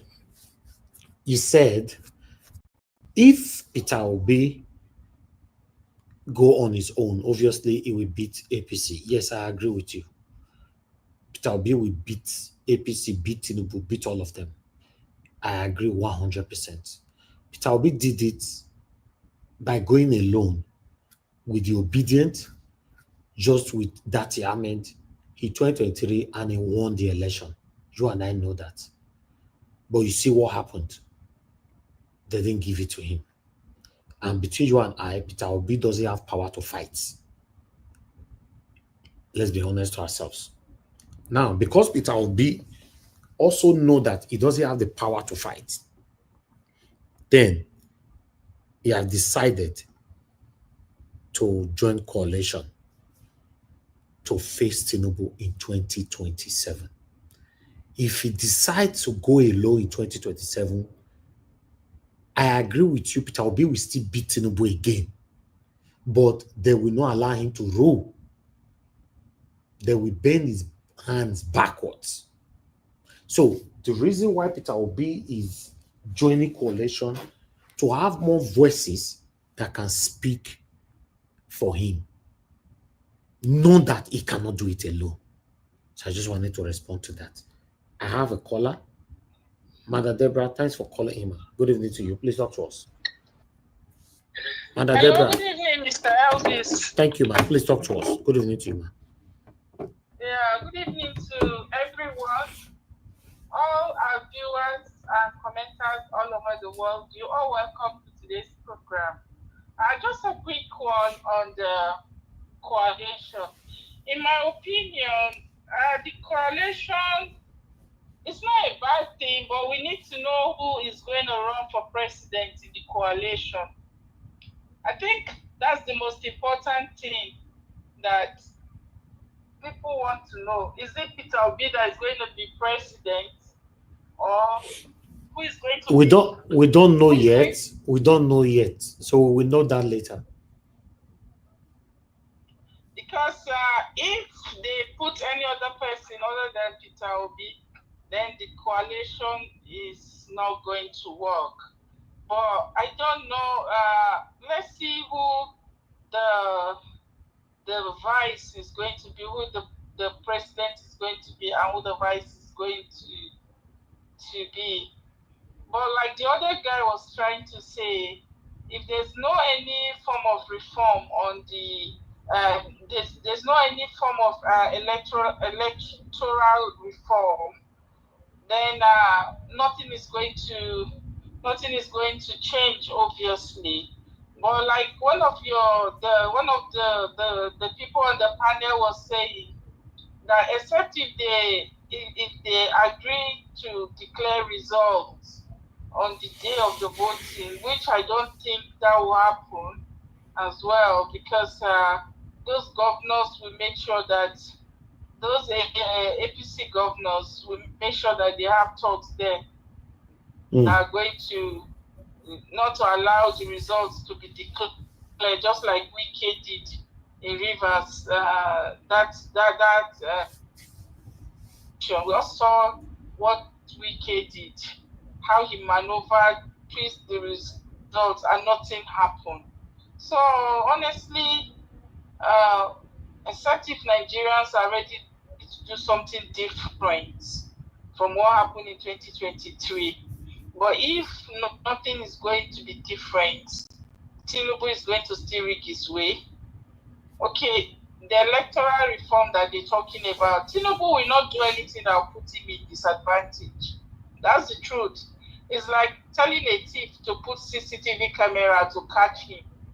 That person will not do that if he knows that if he puts CCTV camera, the camera is going to catch him and he's the thief.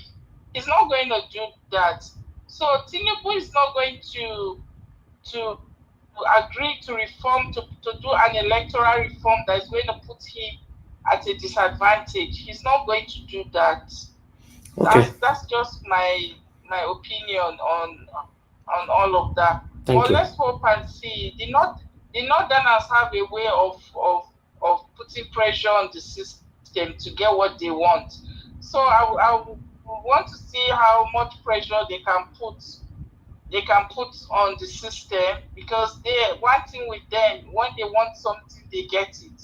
So I want to see how much pressure they will be able to put on the system for them to be able to get what they want. So that's my contribution. Thank you so much, Mr. Elvis. Thank you. Thank you very much, Mother Deborah. God bless you, Thank you for your good work. Thank you, ma'am. Yes, sir. Thank Bye. you. Yeah. Okay. You see, before I call on the next person again, I would like to quickly add up to that submission from Madam Patricia. Madam Patricia, you and I know, say, Obi cannot and can never fight for his mandates. We know that one.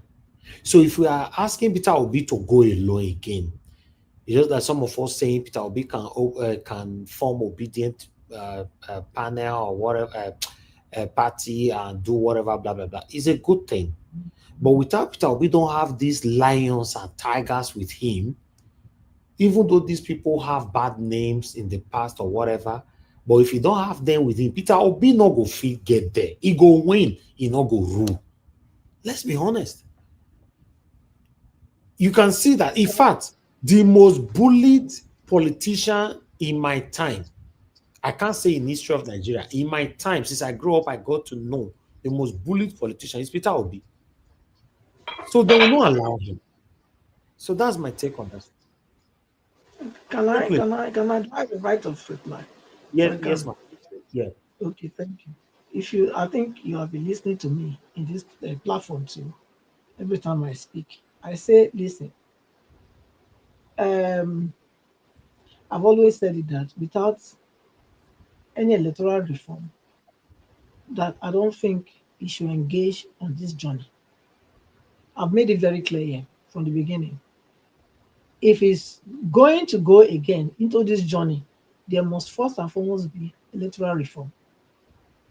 The electoral reform must be specific, not the one that gives house clause for INEC to change move the goalpost in the middle of the game, like the one they have now. No, if it is going to be, what's the guarantee that we will get the electoral reform as you are demanding now? That's what I'm telling you now. That even I also said in this platform that anybody any politician, be it Obi, Atiku, or whosoever, that is coming out in this election without not pressing for electoral reform, I said that person is among the people that are oppressing and suppressing Nigerians. I've said it here. So for me, like I didn't want to go into those elaborations again because I've said it many times in this platform. But since you are raising it, I wanted to emphasize or make you remind you of what I've been saying. So what you are telling me now is something that I've already said here, and I don't like to talk and repeat and repeat and repeat. So I just decided to just hammer on what I'm seeing now, and what I'm seeing now is that it's Atiku that is going to be presented as president. Obi will be vice, just as that article, that the leaked article came out that you brought here 2 days ago, 3 days ago, came out. The only thing that wasn't there is El-Rufai. El-Rufai now is definitely the Senate president. That's what I can see from this very news that came out today. Otherwise, there's no other thing I'm seeing. So I'll leave it there.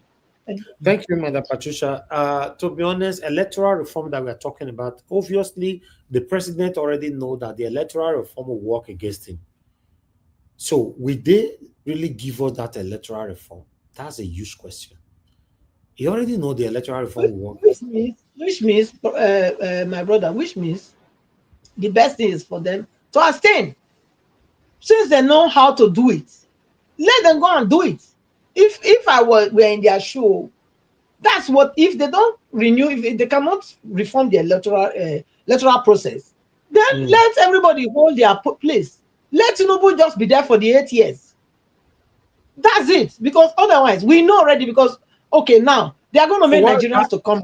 Give Nigerians hope. I disagree with that. So because they cannot give us electoral reform, we should allow Tinubu to be there. The same Tinubu that refused But what do you do? Because this one is already a failure.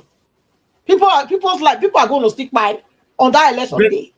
So what's the guarantee that Tinubu will leave after 8 years? He will not amend the constitution to that is another thing. Because look, it is either we decide to take our country back, well, when somebody try your faith and they understand that your faith is weak, they will hammer you bitter more tomorrow. It's just like Peter Obi.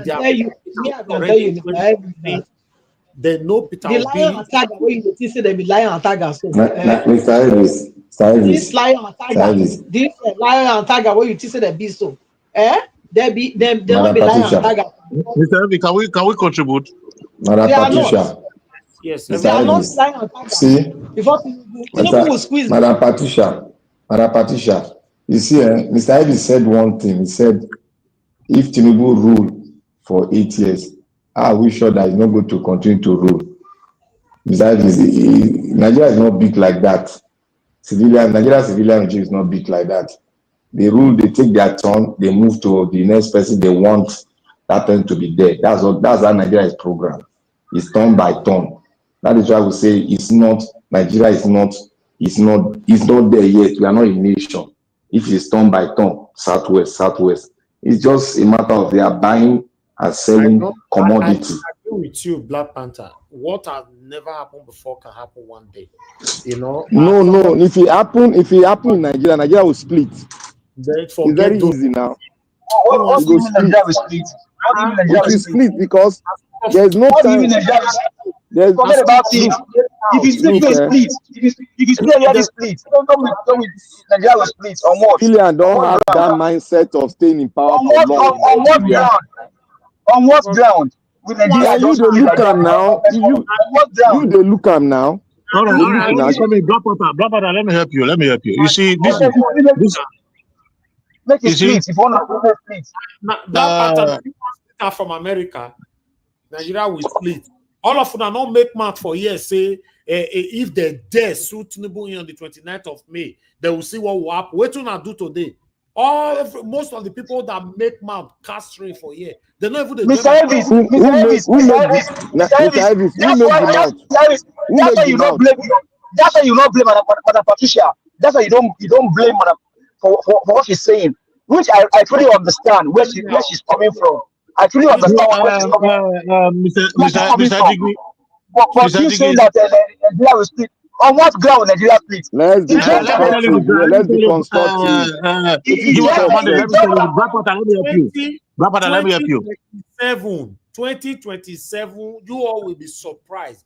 Electoral constitution will be amended that a single president will now stay for 10 tenure. You know go happen. Nigeria is not program like that.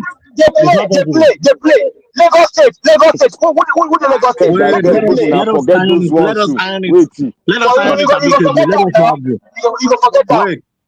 Wait, now we'll talk now. Let's say I do not happen. There are reasons for it. Now only you get Nigeria. Now only you get Nigeria, not get Nigeria. Hello, people. You see, the truth of the matter is that what Elvis said is likely to happen in Nigeria. Whether it's not possible. It's not possible. Hold on, people. Look at what happened in Rivers. Nobody did anything. Everything that is going on in Madam, God bless you. God bless you. Hold on. Madam Ifi, even before you stated this, all of the country say what you want to happen for. Madam Ifi, praise Nigeria. Don't Alaba is here now. Alaba said, Baba Tinubu. Let her speak. Give us a minute. Can you just stop shouting? what we are currently facing in Nigeria, me and you are sitting down here talking for the past how many years? Tinubu, what happened in Rivers? Nobody came out to say anything, and we are still dealing with it up to today. Anything Tinubu wants, that's what he will get. Tinubu has the National Assembly in his pocket.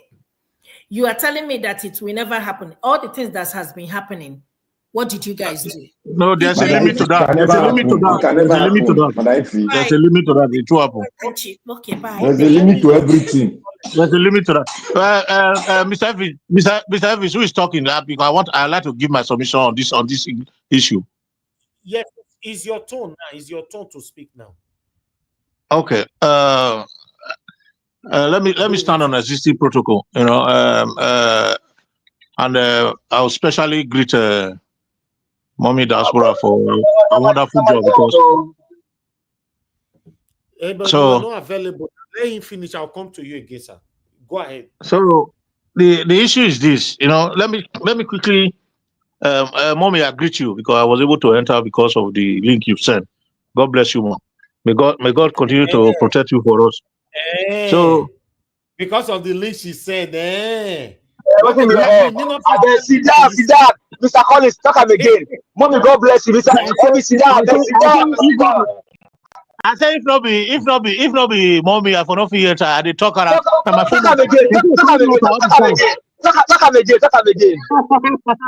Many times I feel they carry me at the panel. That time they forget me and mommy they bring me back. So that one I shot banker. Not be so that one so let us talk about the issue really. Mommy, God bless you for your wonderful job you are doing, for your support, for giving Elvis bottom energy. You see, Nigeria politics is for the political elites. Let us get it clear first. I'm going to talk about three things. The first one is about whether Tinubu will be able to, continue to create a law of continuity. Tinubu is not stronger than Obasanjo. Obasanjo tried to do it, even while our political system was still very young and fresh after military rule. We couldn't do it.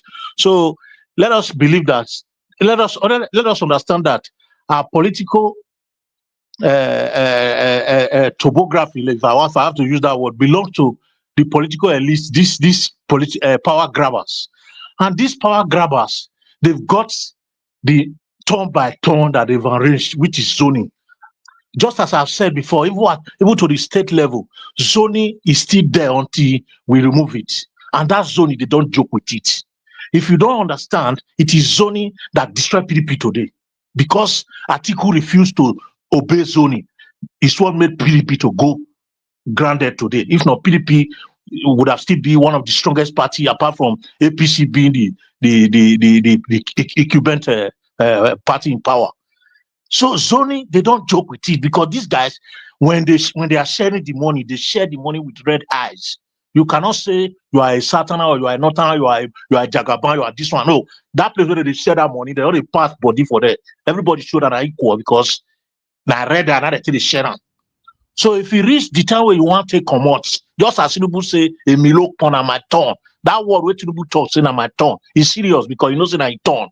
Because he don't discuss with them say that he turn. And if you reach the time where he turn, if you not come out there, he go come out by force. He not reach. They're not born to the bush. By force. Tell us. Now I want to tell you now. How you take come out? You see the northern elite now, the northern politicians now. Now the whole Nigeria politics. Now they decide if whether we believe or not. Half of Nigeria now northerners. And those people, the power we don't get, it too great. If the verse, if once 8 years complete, if the verse Tinubu not feel anything. You see what Tinubu feel do right? Even after Tinubu, for example, don't change the constitution, say me he did there for 200 years. You know, if you know work, you know work. I remember forget everything. Tinubu they pepper the right now. What did I do? Forget it. No, you know, if you understand, it not work. You know work. Take me try, no go take work. They say they get power. Now they tell you now say with the power we bring that zoning. Nobody fit change down. Nobody fit change down. They don't fit change down. Forget it. Tinubu is the president of the Federal Republic of Nigeria. Answer the question. He's asking a question. He have the Senate in his pocket. If he change the constitution today, say make single president stay for 15 years. Nothing gonna happen. Don't forget that thing. Nigerians are Okay, cowards. he has the Senate in his pocket. Where for go get power? Who give him power? Give Give him power. Which power? Not be Which not power? give him power. Not be not give him Which power. not? What Which you not? talk? Now the Which difference not? here. Now not give him power. my fellow brothers, not an for Nigerian politics, not an too strong. No, we need to get this right. Black Panther, you say who give him power? Who give him power? They ask you the question, but you tell me. Let me answer the question. Give him power. Now not give him power. Don't go around. Don't go. If you go, wait. See. Now, Arewa give him power. If you go contrary to that power, they will use military to put them out. Wait, Nigeria was we don't do for Nigerian politics for long. We know the mindset of Nigeria. You not practice that for years. Make I ask one question. Make I ask one question. Make I ask one question. Make I ask one question. Make I ask one question. Now, so we talk for 2023. All of the way cast. Now, so it be. Now, so it don't be. Now, so it don't be. Don't be so it be. Don't be so it be. Don't be so. Many of you now make your mouth for this platform.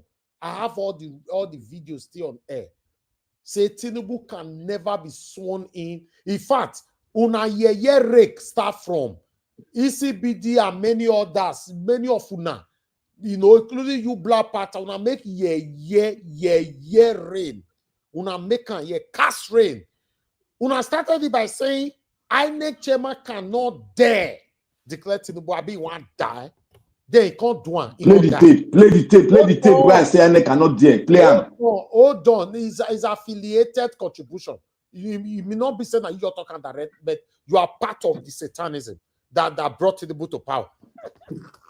Is it not what the vice president talk? The vice president of Labour talk will follow. What are you saying now? Don't allocate. Sit down. I don't be Mike. Continue.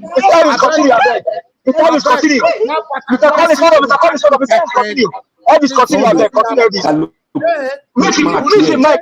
Your vice president Labour Party. Mute your mic. Black Panther. Mute your mic. Mr. Collins, put Black Panther on the backstage, my friend.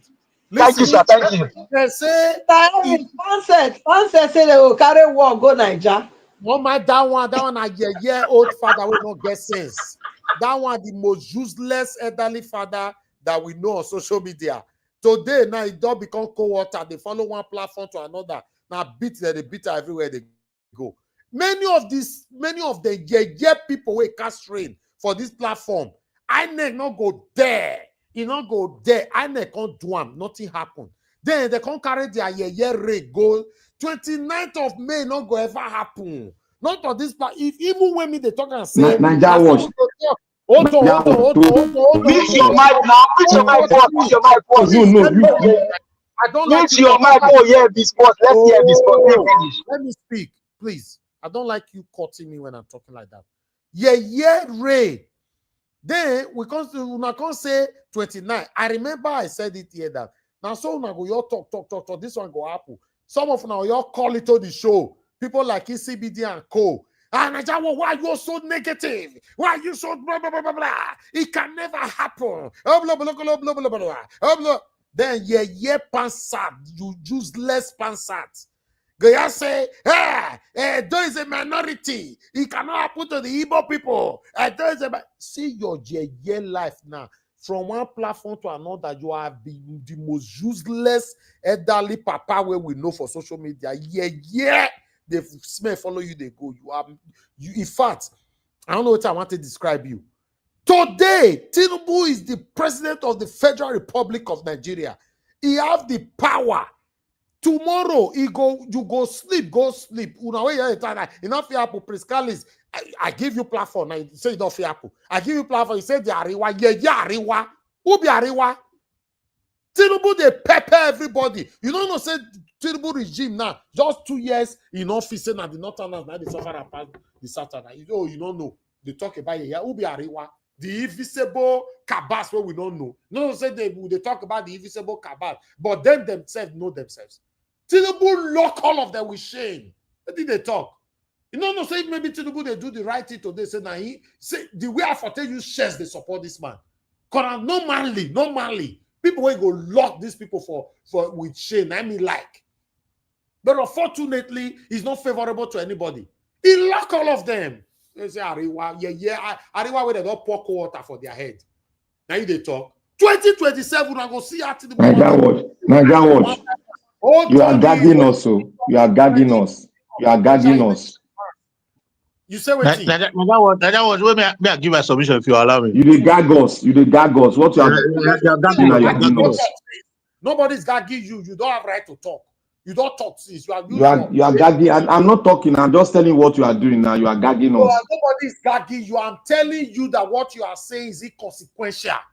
Tinubu go change them. It's not inconsequential. I can tell you history. I can tell you history of Nigeria. It's not consequential. You talk and you know walk. Now, history. You want to tell me so? Very. Waiting me I stand for. Waiting me I stand for. Do I stand for all this in an election that they do? No, do not stand. No. You don't know what they there. What they there? Not you want one Nigeria. Happen. But why are you saying it cannot happen? What do you mean say no, it cannot happen? Tell me, please call it. Tell me how it cannot happen because the way Nigeria is framed. The way Nigeria is framed, it cannot happen. Are you saying Nigeria is framed for anything? One dictator will change. It is turn by turn. It is turn by turn. You can see a proper dictatorial practices right now. In just 2 years, you are seeing it already. Prince Collins is telling me we've seen it before now. Prince Collins, if you measure that Ariwa governed by military before, we've seen it before. Prince Collins, talk to us, sir. Go ahead. Okay, so you see, I see repeat. Maybe we'll get to quote ourselves in future. You see, the 8 years of Tinubu, nobody can alter it. Even if they form coalition from here to heaven, the moment they put Northerner or even, if they ever put Southerner, another person go get votes. If they put Southerner, now the Southerner go struggle get votes to compare with Tinubu. If they put Northerner, that person go get, get 40% of what Tinubu will get by way of ringing, power of incumbency, and Nigeria politics. These are things we should know. First of all, they are not ready to change the electoral law. If things remain the way it is now, nothing can change Tinubu from winning second term. Whether Peter Obi go form coalition with 2 other persons and become vice and allow Atiku. In fact, if Atiku come out at the worst, if they put Atiku for president at the worst, because any northern away come out, go near Tinubu because that is the agenda. But after 2031, if Tinubu not die, if you see they alive, make God let them they alive because I'm not in the position to wish anybody death. If Tinubu not die, no matter the power he gets, he cannot extend. I repeat, he can't extend his tenure more than that period. It's not done in Nigeria. This Nigeria is a business place for politicians, not a country for me and you. It's business, and nobody can change the arrangement that is on ground when it comes to sharing, power sharing. They don't use that joke. If you look how zoning take on, if you go to the history of zoning, go and look at it. The people that brought zoning, go back to history right now. You can get it in Google. You can get it in AI. See how zoning started in Nigeria. It was the zoning that brought about the little peace that we have today, where the political elites can sit down, share the money, and oppress the rest of us. Anything that marginalizes any of these political zones, there is fraction already, and there will be chaos. I am telling you about Nigeria. Tinubu, they're not born out this way. Will pass. We will quote any law. I know. If you go House of Reps or Senate, say me go in that law, we go make her extend. Nigeria go tear. Not be say na all power not really talk. If you happen, Nigeria na business for those political elites. Not be for me and you. Anybody will fuck that business agreement up, it go down. That is Nigeria for you. Nigeria not be country. Nigeria na business empire for these politicians. So the earlier we believe it, the better.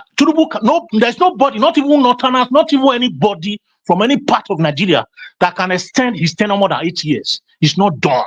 They will be patient, they will take it. They will go to any length to bring that person down. That's Nigeria for you. If the worst come to worst, the military will take over. I bet you anything will make a change. In fact, if you know what is happening in Nigeria, we will even go to this extent to say that, oh, Tinubu is going to extend to where? Do you know how much Obasanjo spent? Do you know the extent he went? Do you know the politicians he frustrated to make sure that he came for third term? It didn't work. Obasanjo was one of the entourage that, started Nigeria at the age of 27 as a military.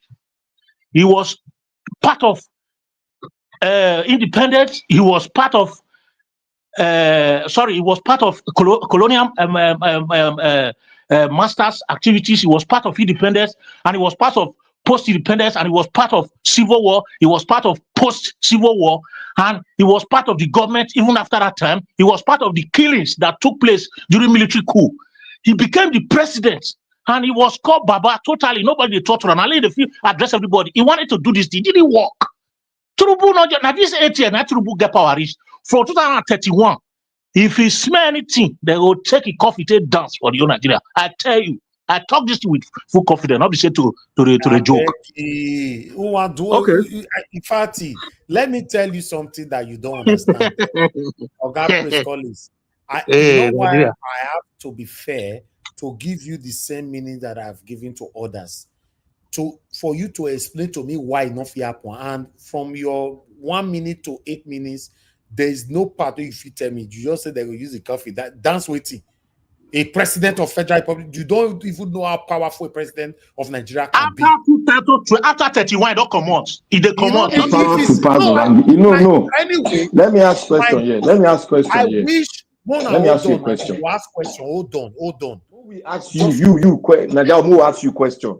Okay, ask me question. Go ahead. Your question too long. You just go straight to the point. You are saying that not the guard me now. You know the meeting, not the guard me. I talk. Okay. See, no, not you say yes. Now you say you say this president strong past anything. Now the question is this president stronger than IBB?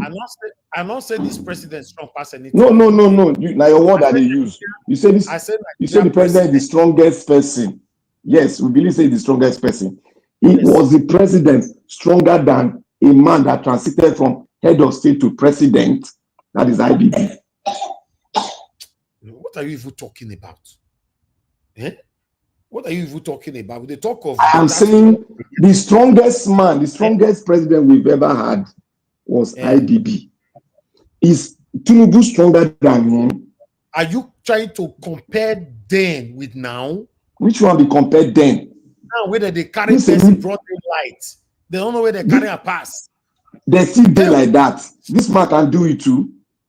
This president, he can do the same thing.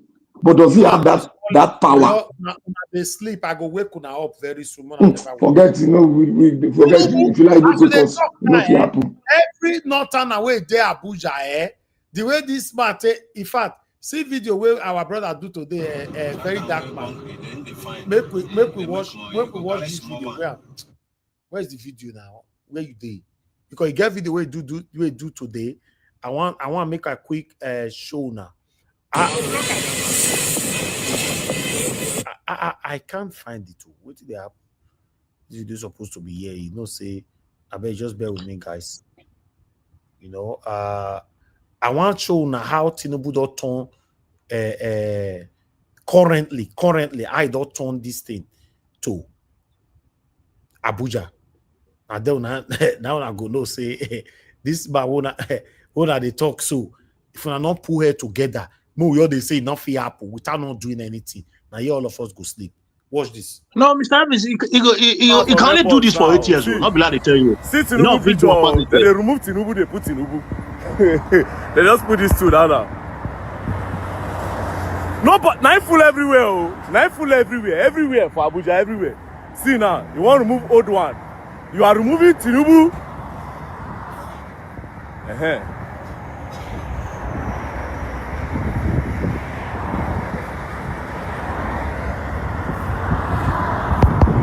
Removing Tinubu to put Tinubu. 2027. Now, is it not even against the law to start campaigning by this time?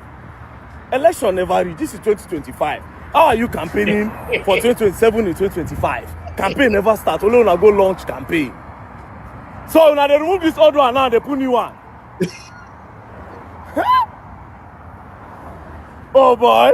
My question now is say wait. PDP will not go start. Labour Party, what's going on? No, the day here. What's going on? They remove Tinubu, they put Tinubu. Black Panther, please call this the day here. Oh boy. No. Correct guy, born and walk. Black It's not Panther, happen. Born and walk. Happen. Now your time. they say it's not going to I happen. said from here, reach town. Now Tinubu get everywhere. Yo, Everywhere. Now I you get. beg, I go play this video or my pre-recorded video later. See, man, you never see anything. You know they it ain't gonna happen. Black Panther, they know the app for inside Texas for them. You know the apple. Prince Collins, they know the apple for inside London. Now that one they talk so. Nigeria. You too sorry. You too funny. Don't be like they tell you. Now, how this thing go? 8 years that go take. You know, pass like that. Okay, let me tell you another way that this might happen. If it doesn't happen directly that Tinubu is sitting there, it will happen indirectly. Tinubu will rule Nigeria for the next 50 years. If we fold our arms like this. Tinubu have been ruling Lagos State now since how many years? Can somebody tell me how many years? Tinubu have been the governor of Lagos State now, directly or indirectly. Come on. 26 years. 26 years. Okay, let's assume now. Una can say constitutionally, he cannot do more than 8 years. He cannot. He goes, okay. It's all right. It's all right. I don't want to see the blood of Nigeria in my hand. It's all right. No wahala. Una say I don't feel it now, Yabi. Not because I talk. I go say no, okay, no problem. He go put the person there. Tinubu can rule Nigeria for the next 50 years. If una afford on our hands like this, they follow lounges, they press below, they go. Muna, no worry. Now here we did. May God give us good health and long life. We are here. Amen. Let's move on. Let me call on the next person to speak to us. Give us a mandate. You are the last on the panel. Please talk to us. Well, thank you very much, Mr. Elvis. If you can hear me clearly. Well, I think honestly, with all that we just discussed, it's very, very important for Nigerians to actually think right, and let's just think on what we can do. If you think about election is not going to fix anything for you. Now, and all that you said about this criminal is just right on point. Yesterday, we're talking about before he became the governor of Lagos State. Buba Marwa was there as a military person, right? As soon as Tinubu became the governor of Lagos State, do you see have Tinubu footprints in Lagos or not? Sometimes we play some play that you ask yourself, why are we just trying to deceive ourselves? No. Give us a mandate. No, I don't like that kind of statement. What do you mean that if they still have Tinubu footprint in Lagos? You know, a big head print, back print, belly print, everything print. What are you saying? Don't say that kind of word next time, please. I don't like that. Okay, I take it back. So there's footprint, there's handprint, there is belly print, there is head print. Like you're talking. It's everywhere. It's everywhere. That guy. Okay. Now, the Speaker of the House, they remove him, right? What's happened to him? The governor before Sanwo-Olu, what's happened to him? That one in career is even dead already. Tinubu's vice, that lady, where is she today? Where is Sarah today? Where is she today? You guys are playing. See, I will keep on telling Nigerians. Hopefully, you guys will really understand. There is no criminal on the face of the earth that has changed their country. Not Tinubu will do it. No criminal. More so a criminal. You know how the mind of a criminal operates? The mind of a criminal. Only if you understand how their mind operates, they don't reason like you reason. These are die-hard criminals. They don't care their house born. Look at what happened in Lekki Gate. NSAS. Look at what happened in NSAS. Just look at that small scenario of NSAS. Where is it today? The members of the House, both Senate and Rep, what were they given? They were given $64 million, $64 million SCB, right? All of them they shut their mouths down. Only 64 million naira SUV. All of them, their mouth enter all. They could not say anything, and you think it's a child's play. That guy, when Farotimi said he's a born criminal, you truly need to understand what Farotimi meant by saying that. Nigerians, all I would just plead is that whether coalition, and Madam Patricia, honestly today, I honestly thank you. I thank you. I support Peter Obi, but for what you said today, honestly, I just appreciate you. Let them go and bring the coalition from anywhere, even with these three of them. Okay, so all of a sudden now, El-Rufai has now become a saint that we can begin to peddle with. Do you know how many lives we're taking in Kaduna State because of El-Rufai? Do you know how many lives we're taking in Kaduna State because of El-Rufai? And we are all here playing, thinking that this guy is a saint. See, Nigerians, election cannot solve our problem. The only thing that these guys understand is force. It is force. And to what Mr. Harris is saying tonight, if you think that you have Arewa has become cold water. Cold water. Look at what it, look at Jasper Mohamed's brother now. Look at what was done to him. You now see how he's speaking. He's not turned to actually, like Mr. Labo. Tinubu has now become Baba. Look at what they did to this man's brother. And we are here playing. Mr. Elvis, now only God will bless me. Diaspora, I greet you. I love you. Thank you very much for what you do. God bless you. God bless you and God bless you. Thank you, Mr. Elvis. I appreciate you, sir. Thank you, my brother. I appreciate you. Thank you so much. Let me take this call. Ginger Breadman, you are calling back again. Quickly talk to us. 1 minute. Yes, sir. Mr. Elvis, you see the problem of Nigerians. You say we get big mouth. We are cowards. I thought they listen to what we know now. Black Panther. Say this and that. See, I'm glad that you are reminding them now because me myself, I follow the ginger. You understand? We ginger say if they swear Tinubu, they do this one. Right now, brother, they put paper for everybody. I cannot do anything. You see that 2027, my brother, if we no change the pattern, even with this coalition, exactly. If we no change the pattern, my brother, they go tell you just well, based on the order from the villa, there is no election. Second tenure has been declared. You can't do anything. So the reason why I don't want to lean towards the path of violence, except the Nigerian people decide by their own free will to take back their country, whichever way they deem fit, is that coalition, what the coalition does and will do to address Madam Patricia again, is that we know that, I gave an example in the comment section. Someone like Abiola, when he won that election, now people like Madam Patricia and fellow Nigerians were choking him out, say, declare yourself, declare yourself, declare yourself, declare yourself. The man declared himself. What happened? He entered Sanko. From Sanko, he died. If Obi had done the same thing in 2023, my brother, that would have been his same story. But now, what this coalition does is that because you and I know, let us don't hide from the truth. There are some people in Nigeria that are untouchable.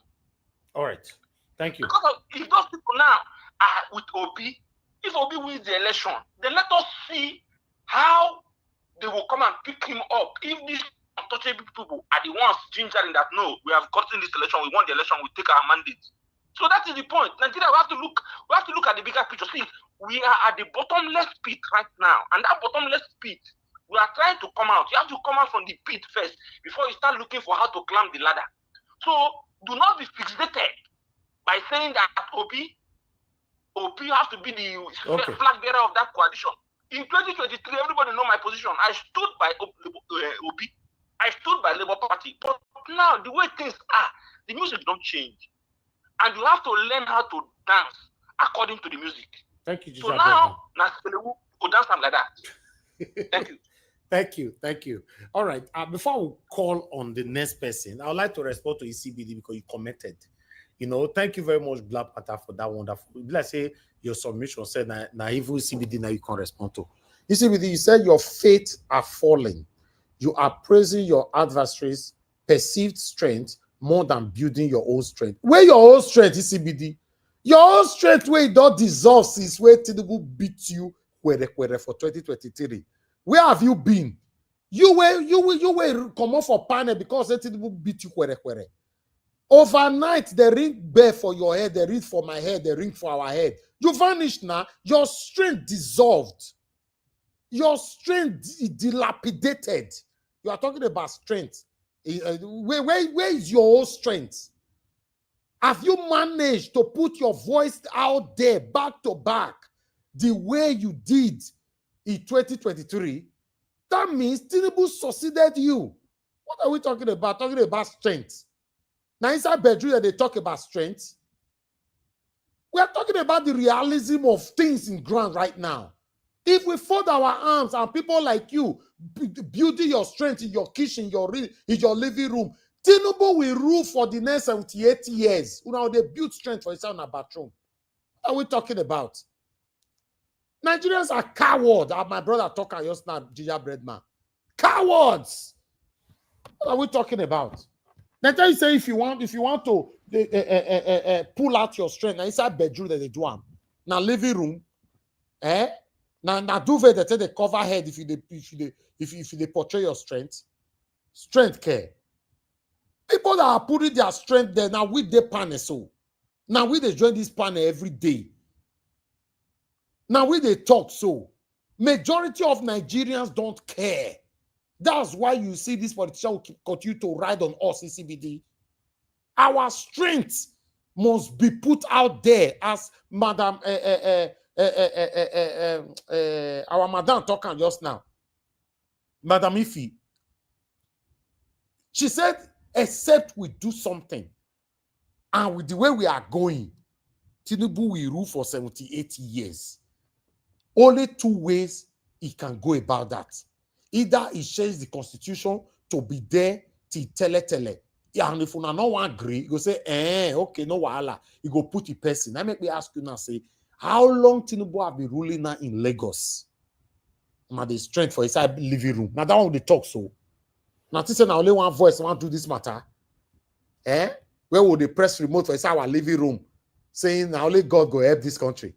Okay, now want to change Nigeria. The country won't they join me from, won't they watch me from so. Now God now help that country. I don't understand you now. I know you understand you now. And so we all talk. Tinubu are already reinforcing himself and his people. Just 2 years in office. They talk about strength. Where are we? Tell me, I'm in Nigeria right now. Tell me what Nigerians are doing to change the narrative. We're talking about strength. We're talking about the realism. You are talking about strength. What we are saying is that Tinubu will be difficult to remove because we are not serious. We are all cowards. We're not serious. What have we put in place to remove him? Tell me. Tell me one. That's why I said you can't blame Peter Obi because he want to join coalition. Peter Obi cannot do it. They will bully Peter Obi enter one back door. Simple as ABCD. Since Tinubu win, they bully him, put her for corner, swear Tinubu in. They are still bully Peter Obi till tomorrow. You say that one will come win. He go win, they'll let him rule. It's not a dream, you not wake up. Let's move on, guys. I'd like us to have our final submission. Let me come to Madam Patricia. Madam Patricia, please give us your final submission. Thank you. Okay, thank you again, Mr. Elvis. I think what he's saying, I mean, in CBD, building strength, I think he's saying your faiths are failing. You are praising your adversary's perceived strength more than building your own strength. Okay, my own interpretation of waiting is right here. You know, it's also according to what Gingerbread was saying just now, saying that there are some people that are untouchable or whatever. But like you said, Mr. Elvis, we know that Arewa, Tinubu don't pour water for their head. They can't do anything. I mean, they tell you. So this collation, where they say that they do collation. So for me, I would advise Mr. Peter Obi enter house for now.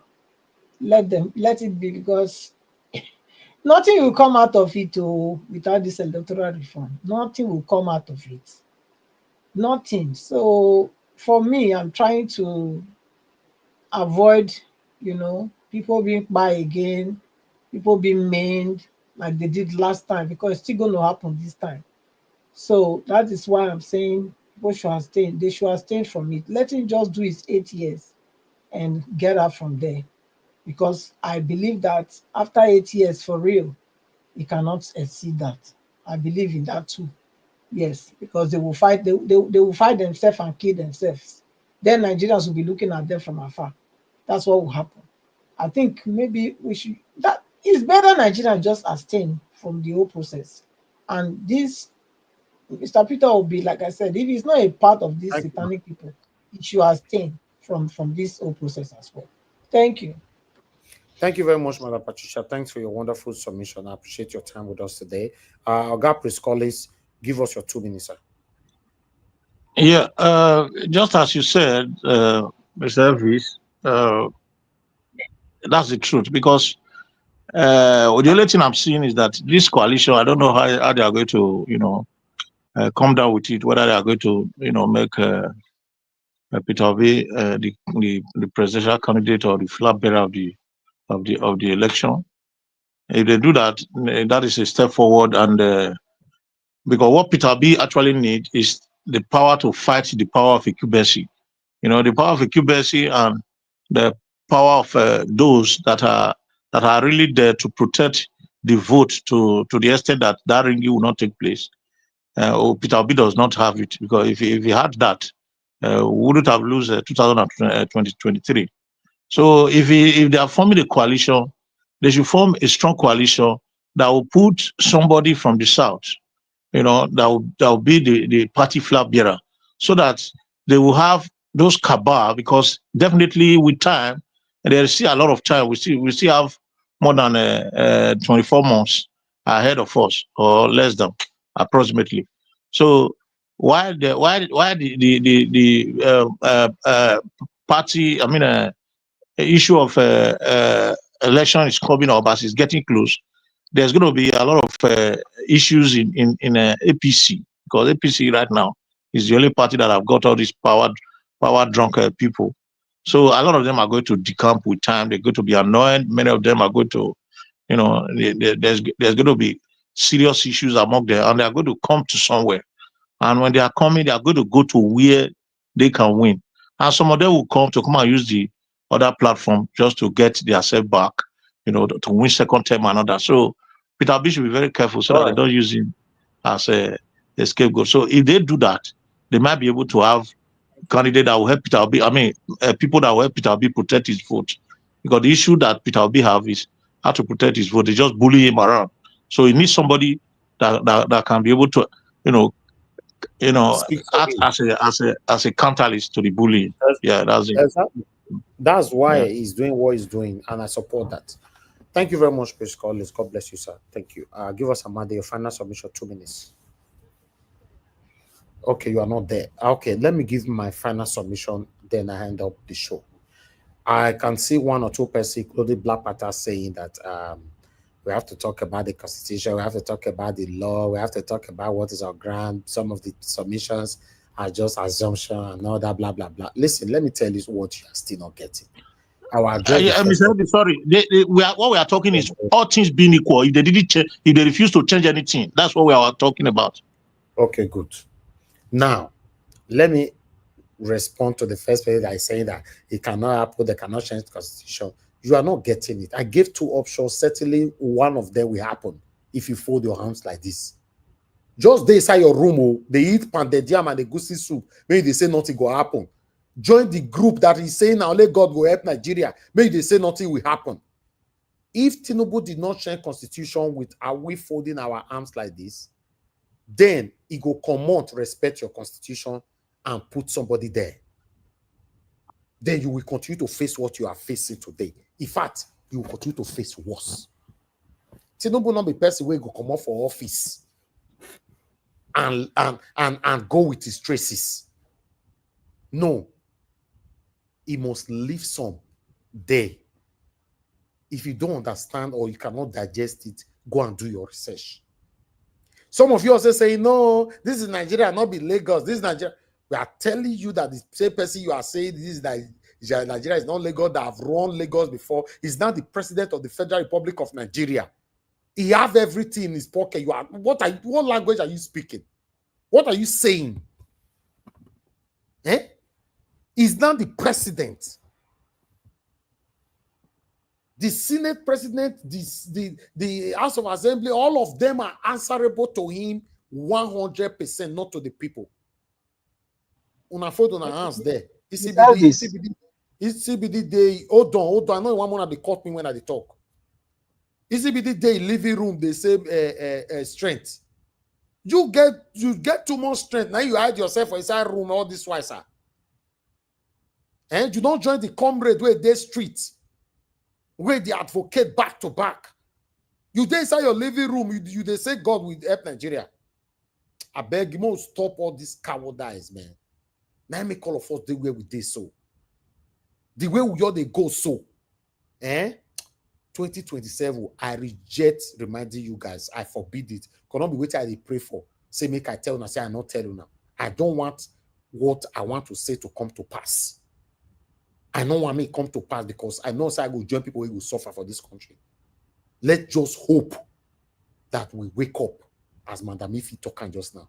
With the way we are going, many of us, they are our living room, they assume. No, nothing happen, it can happen. Some of us, they are abroad. It will happen, it not going to happen. I'm telling you that I am in Nigeria. The people in Nigeria are not serious. 99% of Nigerians in Nigeria right now are not ready for anything. You know what that means? You see that margin.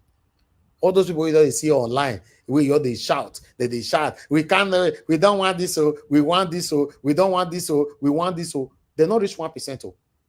All those people you see where they shout on air. Where they see sometimes say police brutality for Benio, we can't take it. You join everybody in the whole Nigeria where they talk right now, we still never reach 1%. The remaining 99% are all cowards. We all fold our arms. CBD call the code strength for year. If somebody want even code strength, if now someone like Black Panther they talk about strength, now go here. Can someone like give us a mandate or people where they join panel or got see him, I go here. Not be you. Whether they see once in a year they talk about strength. What have you done with your own strength? What have you done? You have demonstrated, you have shown that you don't have strength, that you are a coward. Tinubu beat you 2023, you enter house, they not see you again. They're talking about strength. You sit down for your living room, they on air condition, make people they fight time for you, right? Don't be someone like you supposed to give that kind of quotation. Don't be someone like you supposed to give that kind of quote. No, now someone else. Somebody else that is frequent. See the way me and Black Panther they argue yours now. Yes. He go say yes, I'll say no. I'll say no, he go say yes. Because he's here. He's fighting. He's there 24/7. You wait, they don't they see anyway. They talk about they are giving your strength, they are giving this. They are talking about the reality, the what we can see on ground right now. That we all are cowards, including myself. We could put more journal together. Say if we continue in this cowardice, Tinubu will change our for an eye. Simple. They put water for man, they talk on. Simple now. Go ahead quickly. You wanted to say something. I want to end the show. Give us a man that you call my name just now. No, I mean you have said it all. You have said it all, my brother. Just end the show. Thank you very much. Thank you. Prince Collins, you wanted to say something as I saw you unmuted. Yeah, well, what I wanted to say is that we should keep fighting. They need our voice. People need to hear us. We can't relent. We can't speak from the corner of our mouth. We should be confident enough to argue it out. People are listening to us because people want to hear our voice, even if not today. They continue to listen to us if they have the opportunity. Because if you want change, you can only get that change if you participate and work towards it. Change cannot come just by prayer or by keeping quiet. That's what it is. So you have to. It can't come by keeping keep quiet.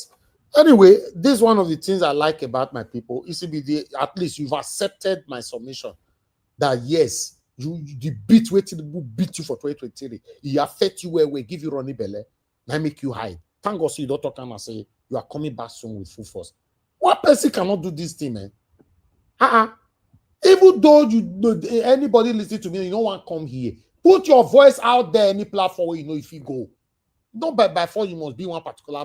We want to be united.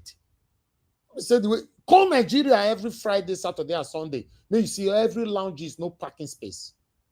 I they tell you no parking space. Now all those ones they just say want to change Nigeria, they want to change Nigeria. The most funny part of it, people with their abroad go they say now only God go help Nigeria. Now only God go help Nigeria. People with their abroad. Now that one a penny pass. very annoying, Mr. Hey, you wait there abroad. Yeah, the country where you did now, God help them. Now God, now they make people they pay tax. My brother Prince College they UK with me. Now God they help us they pay tax there. It's a terrible to know. As I did Nigeria ever since year, and fear not go let me say I miss my council tax. I they pay everything, all my bills, my insurance for my car, I still they pay. I will pay for my own, I'll pay for my wife own. Insurance, what do you call them? Road tax. You will park your car for your garage, you will still be paying road tax. I'm still paying road tax on my car. That's a country that is working, not be God. Yeah. People with their brother say, hey, that one we are praying, God we have that. And you wrong, you did America, you did UK. Why can't you just come inside here and they pray together? Or they sat for here. That's the height of hypocrisy. Maybe they tell you and say our hypocrisy is on the highest level. Now I go make and say these two things might likely happen. Wish is not my wish, make it happen. Either Tinubu change the constitution to stay there, or he go come out. I when I say make I go, he go put the person there. Ariwa ke, where Ariwa dey? Somebody also comment just now. Wait till happen for Rivers State, nothing happen in the north. Oh, no understand. We don't understand the power of presidency. We don't know. We don't know. If you want it to be brutal, it go make it brutal for you. Nigeria. And to be able to be comparing Babangida and Tinubu now, it's just like comparing heaven and earth. Babangida is not the president. He's not the president. This guy has all the power in his hand. This guy has all the power in his hand. Some of them are saying, give us a mandate. The funny part of it is that some of them are saying that no, he was just a governor of Lagos State, so it cannot happen in Nigeria. Or the same person you are saying was just a governor is now your president. He's the president of the Federal Republic of Nigeria. What can you say about that? No matter, all this blindness kind of argument, I make us all the way we did today. I wish they would argue now, say, oh, let's join our head, let's do this, and it go make sense. We all they argue rubbish. Tinubu not go fit do this. It's just like some people will sit down and be arguing over other people's wealth. What they look? Tinubu they reinforce now they are packaging. We all day here with they argue. It not go fit, it go fit. It not go fit, it go fit. Hell God, how did we end here? What happened to Nigerian youth or Nigerian people or Nigerian citizens? What happened? In big trouble. Ladies and gentlemen, we've come to the end of the broadcast. I appreciate every one of you that came into the panel today. Thank you very much, Madam Patricia, Madam Ifi. Give us a mandate. My brother Black Panther, Prince Collins, and Oga Victory. You were here. Fortunately, you could give your final submission. God bless you all that came into the panel. And those of you that called into the show today, I think it was just one person that called in, right? If I'm not mistaken. Madam Debbie, you know, so I don't know if someone else calling, but in case, yes, Jija Breadman called in twice. Thank you very much, people. I appreciate you all. I appreciate those of you that supported the channel, Mother Peg Modi, And Jaja, thank you very much. I'm very, very grateful. May God bless you all. And my people right there on the comment section, mother for all Mommy Diaspora. Thank you very much, Mommy. I appreciate you always for always being there for us. Thank you, Abu Azi. Madam Martina Abbas, it's good to hear from. It was nice hearing from you today. It's been a while. Thank you very much. I appreciate you. I appreciate you all right there. Thank you very much, my wonderful people on the comment section. Black Panther, I can see you right there. Rinze Shukuma, thank you. Guys CBD, thank you. Then we have Tony Africa there. Vitus Ekwebele, Madam Ame Bright, thank you. Madam Peg Modi, once again, thank you. Many others. And God bless you, my people. Mother Stella Maseredo, thank you very much, man. I appreciate you all. Mike Akiambari, my brother, I can see you as well. Ladies and gentlemen, allow us to end the show right now. Fingers crossed, I'll see you guys tomorrow, 7 p.m. Nigerian time. If it's the first time on the platform, wondering what the platform is all about, we are here talking and calling Nigerian government to do the right thing. We just want a better country, that's all. I don't think it's too much to ask for. If that's what you stand for, you're on the right platform. If you stand for the way Nigeria does so, make you go backward, there are so many other platforms that is advocating for things like that. Locate them on YouTube. I appreciate you all, my people. Always share our videos, press on the like, and try your best to take our voices far. My people, my God bless you now. Take care and bye for now. Ọba tí gbẹ́kún aládùúrà mo ti dé. Ọba tí gbẹ́kún aládùúrà mo ti dé.